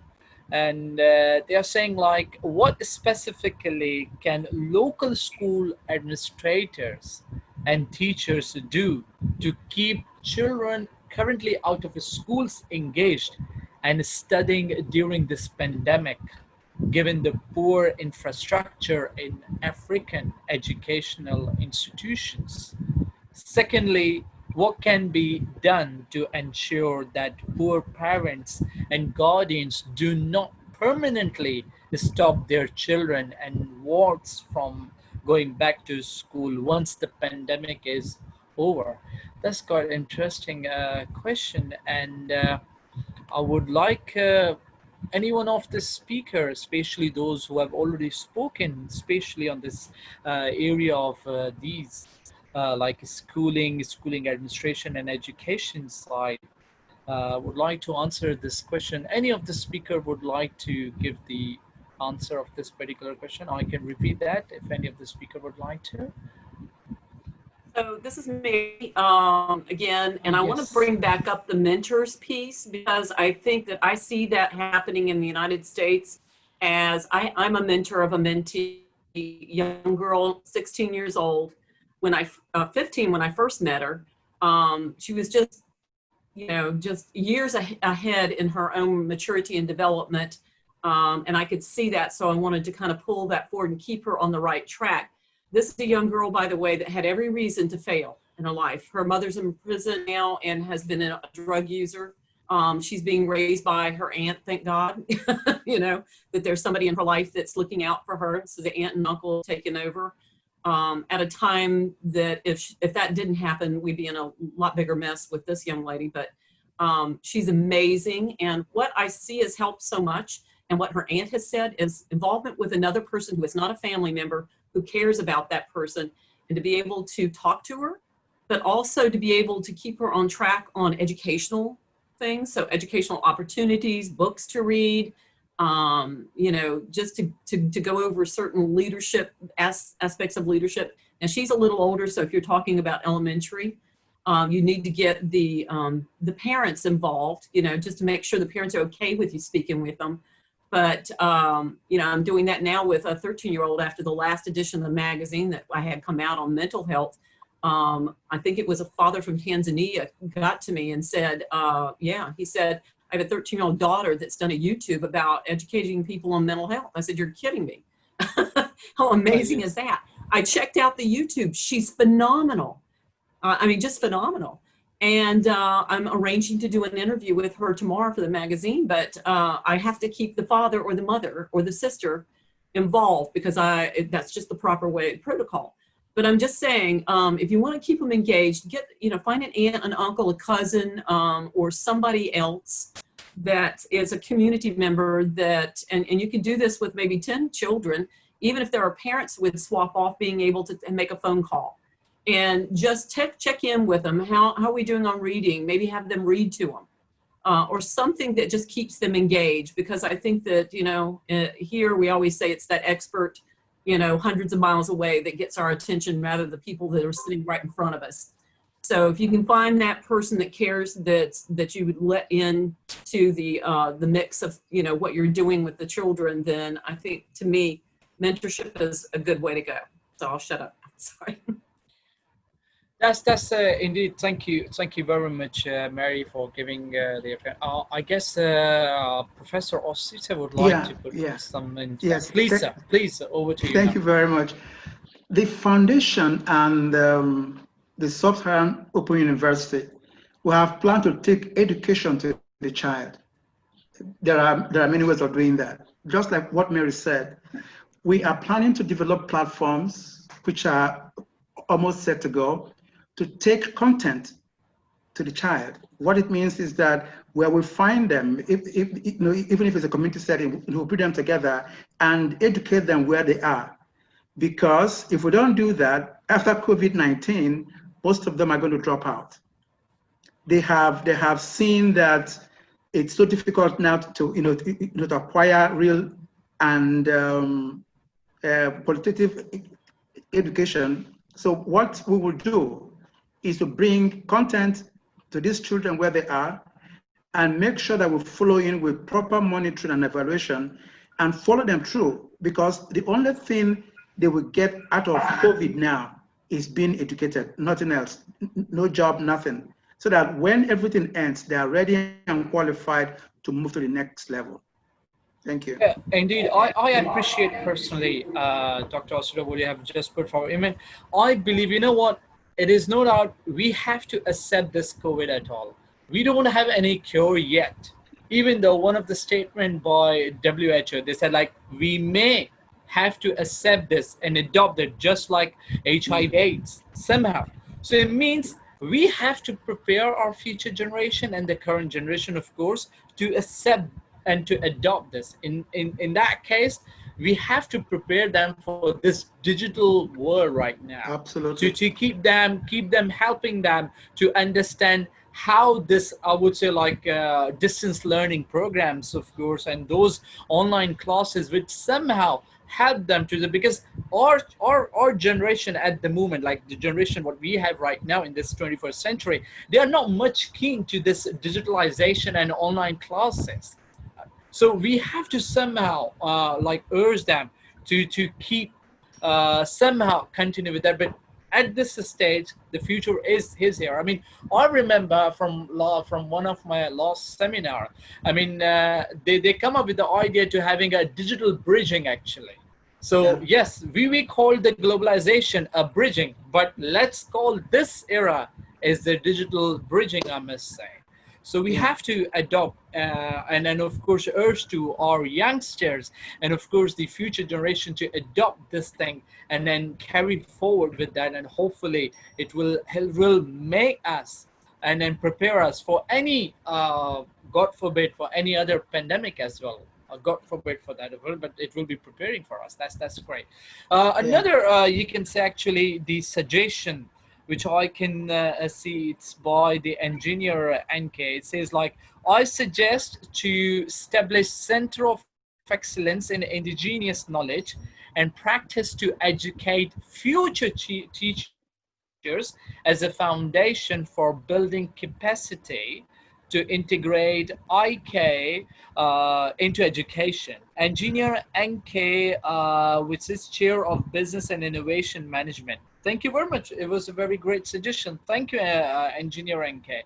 That's a very great suggestion. So, any other question, please, if you could put down into that. Meanwhile, I will be keep coming and checking all those things in that. And let's move on to our next esteemed speaker for this great lecture session. And without further delay, I would like to introduce now His Excellency Bishop Stephen Sampala. He's the Revival Pentecostal Mission Church in Amakugua, and His Excellency would like to enlighten on the issue of embracing the African ideas of my child is my pride post-COVID lockdown. Without further delay, His Excellency Bishop, the floor is all yours, sir. Moderator, we want to appreciate, and I want to say that all protocol observed. I appreciate all the generals on this noble platform. Also allow me to appreciate the organizers of the Barr, Juni and Irene Menakaya Legacy lectures and Sub-Saharan Open University and the United to Serve Africa for the work well done to bring together the cause of our children. As have been given this noble heading, that embracing the African ideas of my child is my pride post-COVID-19 lockdown. I will first of all say that our children have gone digital. They are digital in nature, but they have not been using it for education or educative purposes, but they are using it for other things which I may say add little to their future. Some are destructive, but some are using digital to improve on their future.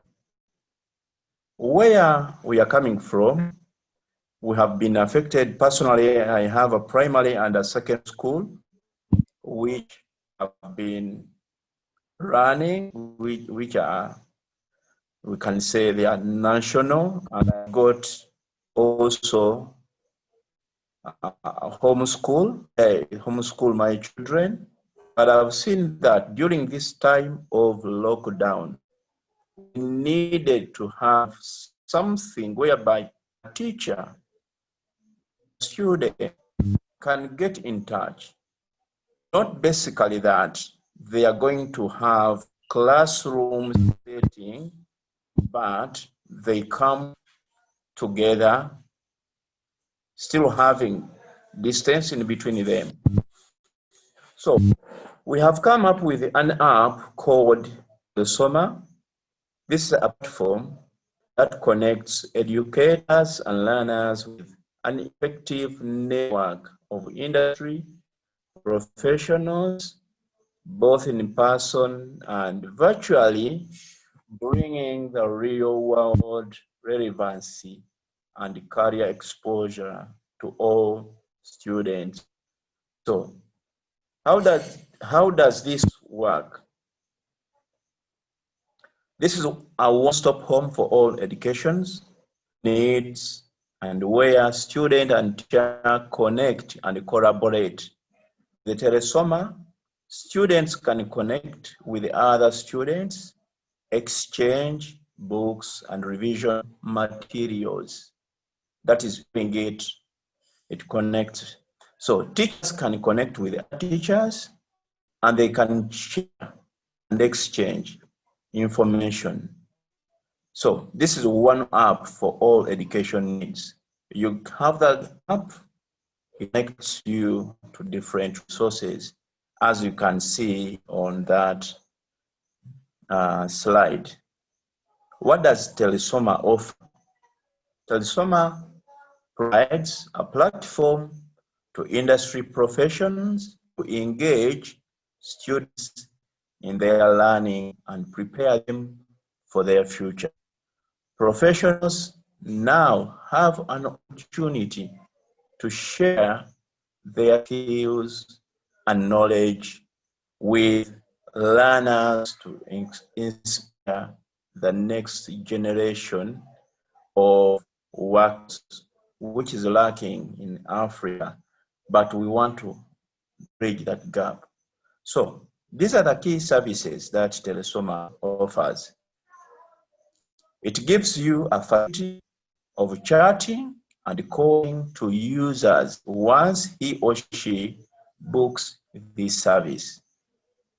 Basically, every institution or teacher nearby location based connects people who are within, lets you know.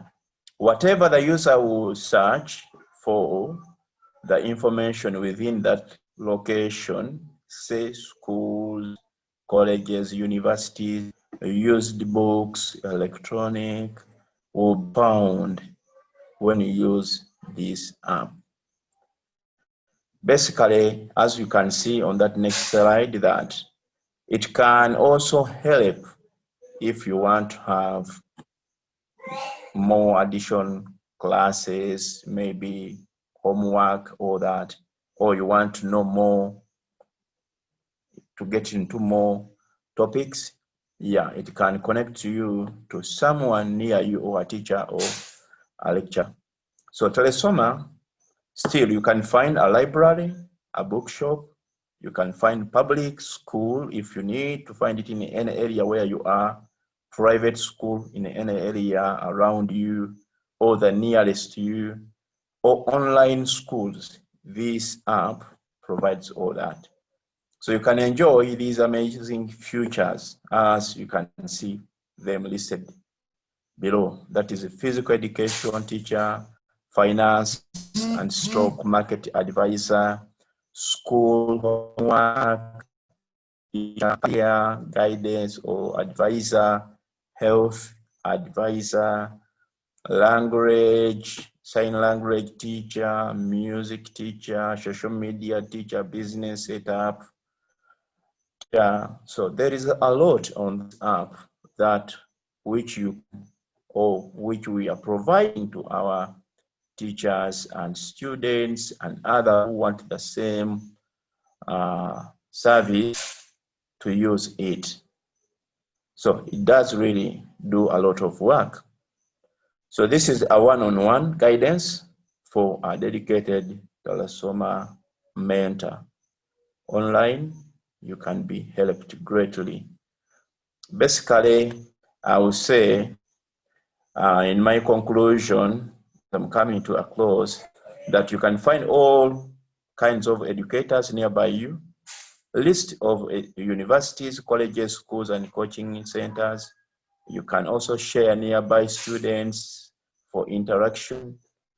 Teachers can share their profiles so that students them easily for consultation or effective study program. Students and teachers can buy or exchange used textbooks and electronic products. Basically, that's what we are doing as Helium Cloud Limited, of which I am the Executive Director of Uganda.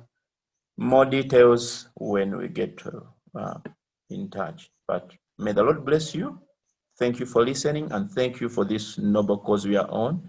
I know that in a shortest time, God willing, we will get there for God and my country. God bless you. Thank you so much, Mr. Bishop. I must say, like, it is a great invention, and definitely it's a need of the current time, and I'm sure it will be really help and really handy. I would actually urge you to put down the link, and of course, like, how people can download in our chat, so they can of course take a view of that and take the better usage of that. Thank you so much, Mr. Bishop, for that. Okay, ladies and gentlemen, without further delay, now I would like to move to our another esteemed speaker for this lecture, and allow me to introduce Dr. Robert Beep, and he is the principal New Hope Learning Institution in New Jersey. And Dr. B will like to enlighten on to the topic of sustaining learning communities through and beyond COVID-19. Without further delay, the floor is yours, Dr. Robert B. Thank you. Thank you very much. Very happy to be here today. Appreciate our hosts of our program. I really appreciate all the work that you've done to bring people together, and all of our speakers so far. I really want to thank you for all the work that you're doing across the world this time. So it's really amazing what coronavirus has done. You know, it's one way it really brought the world together. You know, we're all experiencing the same kind of thing all at the same time. It's an amazing event in a way. And it has, in the area of education, has really upended education in many different ways. I'm the principal of a school in New Jersey, a private school for middle class families, and with many different backgrounds. We're very interracial, national in nature. And, you know, we, as all schools around the world, were thrust into the situation where we had to suddenly shift online as much as we could. Fortunately, in New Jersey, there's a lot of resources available. The internet connection is fairly good, so that we could relatively easily shift to online study for most of our families. The biggest problem was, you know, with younger children who, you know, it's really unreasonable to think that young kids are going to sit in front of a computer all day or even for part of a day. So we had to find ways to be able to engage them. I know that was one of the questions asked about how to keep children engaged in education when they're at home. And of course, the parents have to play a big role in this for that to happen. Anyway, the COVID situation has thrust education into the situation where we have to really rely a lot on technology to be able to continue our educational program. This is education in the sense was already heading in this direction, utilizing technology, utilizing the internet. There's a lot of resources out there. The biggest drawback is, as I see, in Africa and other parts of the world, is the power grid and the internet connections. That is the sticking point, for many schools and many societies to keep going. So hopefully, as this coronavirus continues, it is really forcing us to find ways to be able to upgrade our technology, upgrade our grid, to be able to have children and families access education wherever you are. However, at the same time, I wanted to just address one thing, which is what this slide here is all about. I want to point out that education is more than just obtaining knowledge or skills. We do live in an age today, the 21st century. A lot is talked about 21st century skills, and very important for children to be able to gain these skills, to operate in the kind of society and world that we live in today. However, we cannot neglect other aspects of education. And this is what, in a sense, our school is all about. We emphasize this, the importance of thinking about the whole person. So on the top of this pyramid, you see here, education for mastery. This is the kind of thing that schools are normally involved with, especially today, helping children to master the education through the internet, learning computer skills, many different things in this area with the technology that is continuing to advance in this area. However, what guarantee is there that children, when they become adults, will use this technology in a good way, in a beneficial way, for the sake of betterment of their society? But we know that there are many people very adept at the internet who are hackers and who do things that are not necessarily in a good way, for their society. So how they will use their technology and skills depends on these other factors that we see here at the lower part of the pyramid. This means that education actually, in a sense, really begins at the home with parents. Parents are the first educators, and their job is to cultivate their children's heart, to help their hearts to grow and develop, to be concerned about others, to do good things, to develop their conscience also. And then as they go to school, children learn how to relate with others, relate with their teachers in a good way. It's called education and norms of behavior. We are social people. Human beings are social animals. And in one way, of course, the internet has enabled us to connect with each other all around the world, just like we're doing right now. Some of you are in Africa, some of you are in other places. It's amazing, what this has been able us to do. However, the social interaction definitely needs a more personal element or more physical element. I've had, when we went into lockdown in our school and everybody went online, it was not easy for many parents and many children to handle that situation. And even just this past week, I had one parent come into our school. We are definitely planning to open again, but she talked about how her son has suffered, so much over these past few months, having to stay at home, being isolated.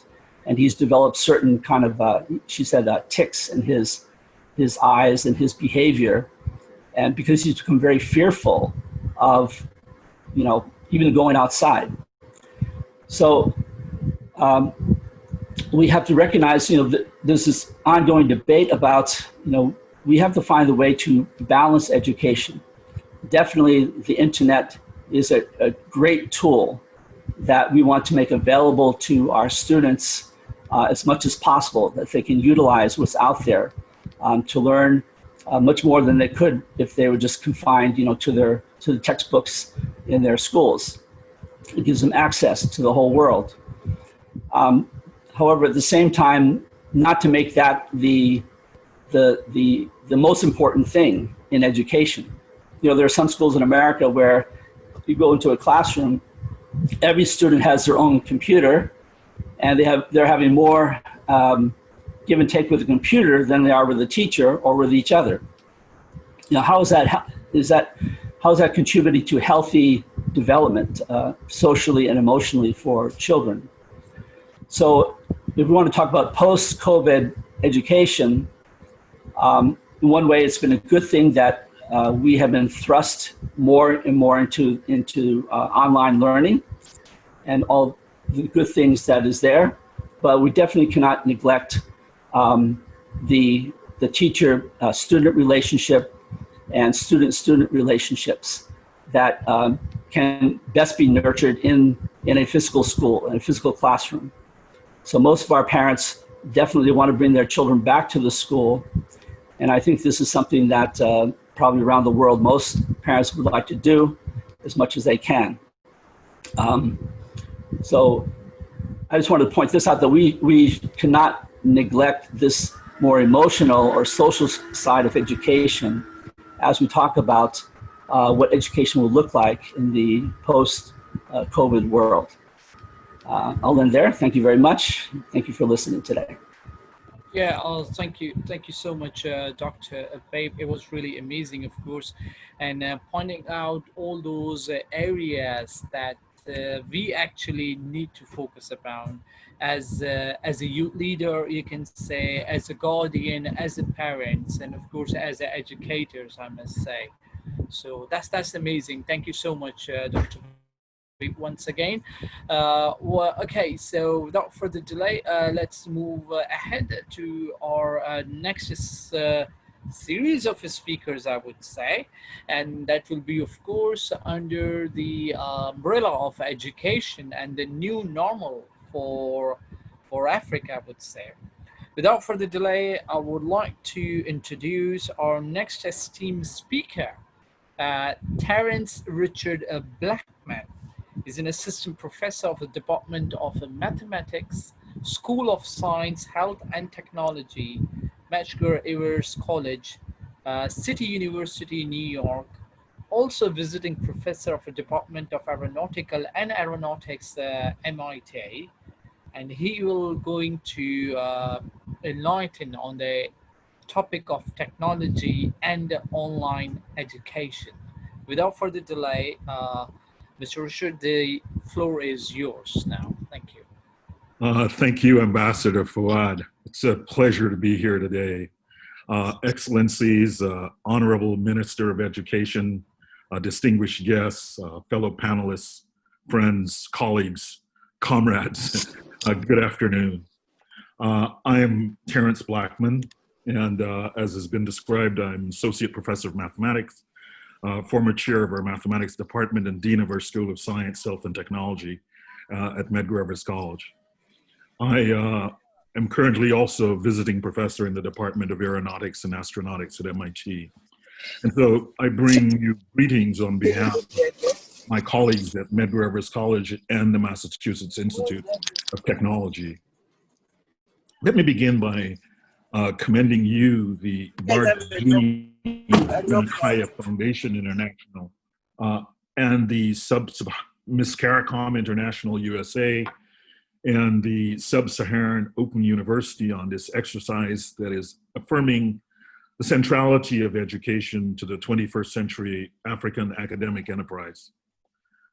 Today, it is a particular honor for me to deliver these remarks at this inaugural conference on education in Africa post-COVID-19. For some background, I was born in Guyana.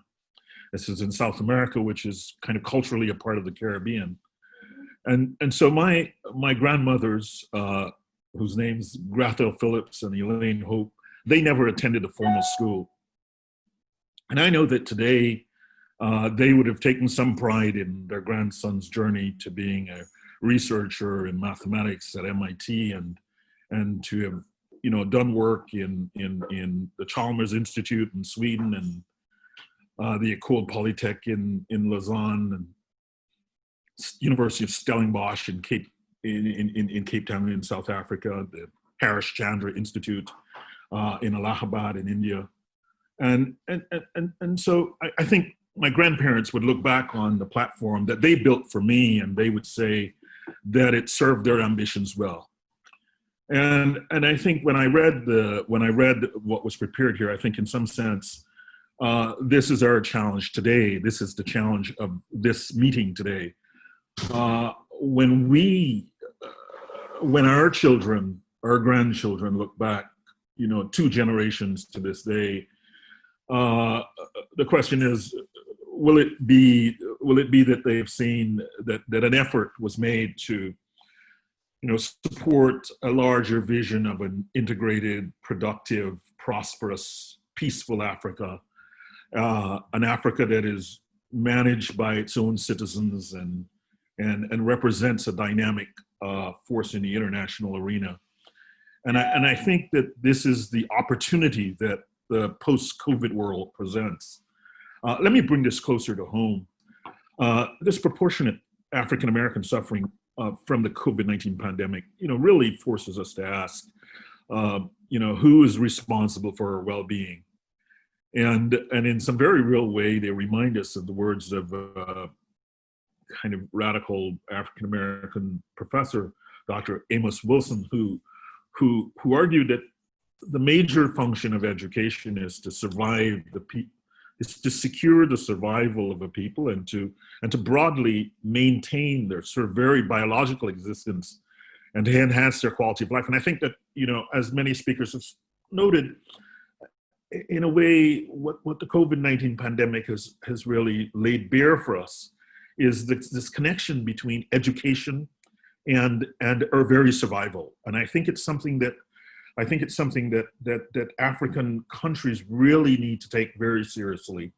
And I use the American example. So for example, the coronavirus is killing Blacks and Latinos in New York City at twice the rate at which it is killing white New Yorkers. And so for clarity, what does the data reveal? It reveals that the death rate per 100,000 for Hispanics is 22, for Blacks it's 20, for whites it's 10, for Asians it's 8.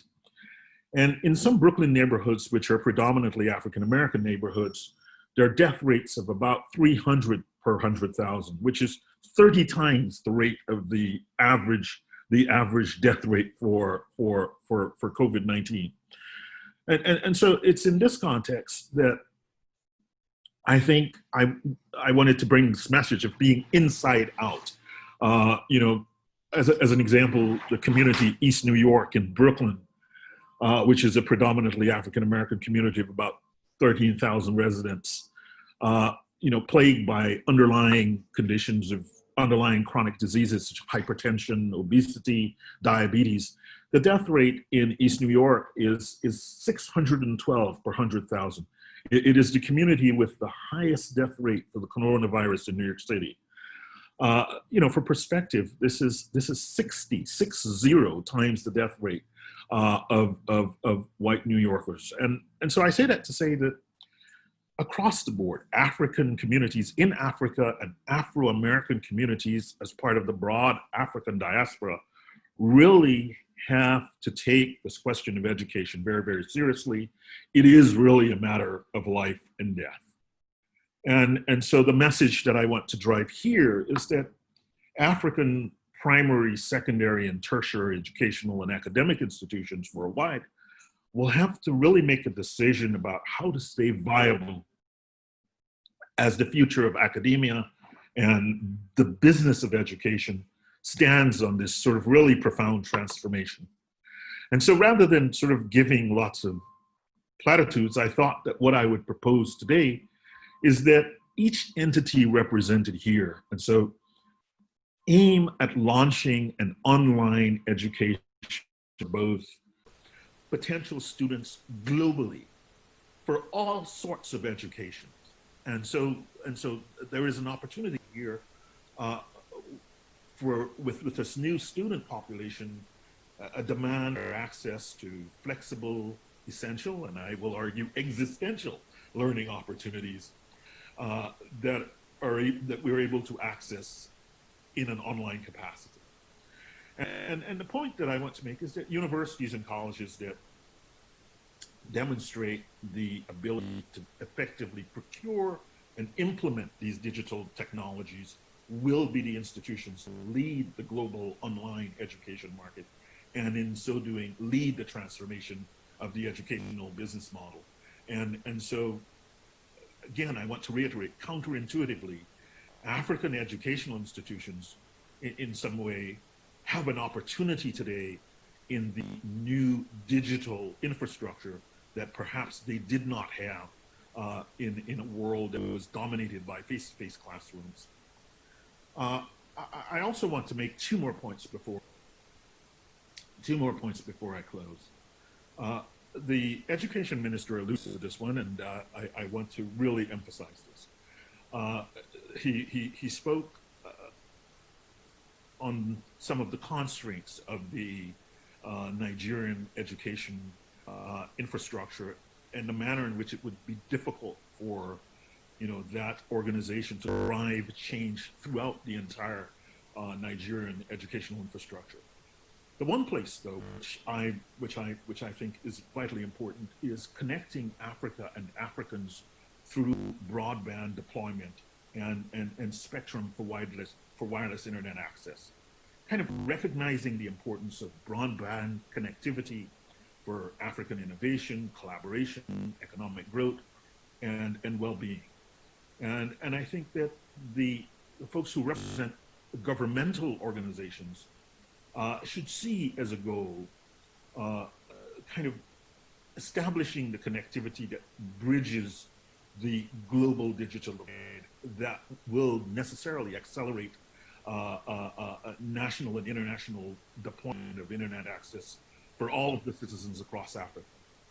And then finally, what I want to say from my perspective as a professor of mathematics and as a leader of educational institutions, I think that one challenge that I would throw out to individuals who lead institutions of education is to say, concretely, develop 30 courses in the fully online formats that focus on general education in the various regions. What should the focus of those programs be? They should be in business and in the STEM disciplines.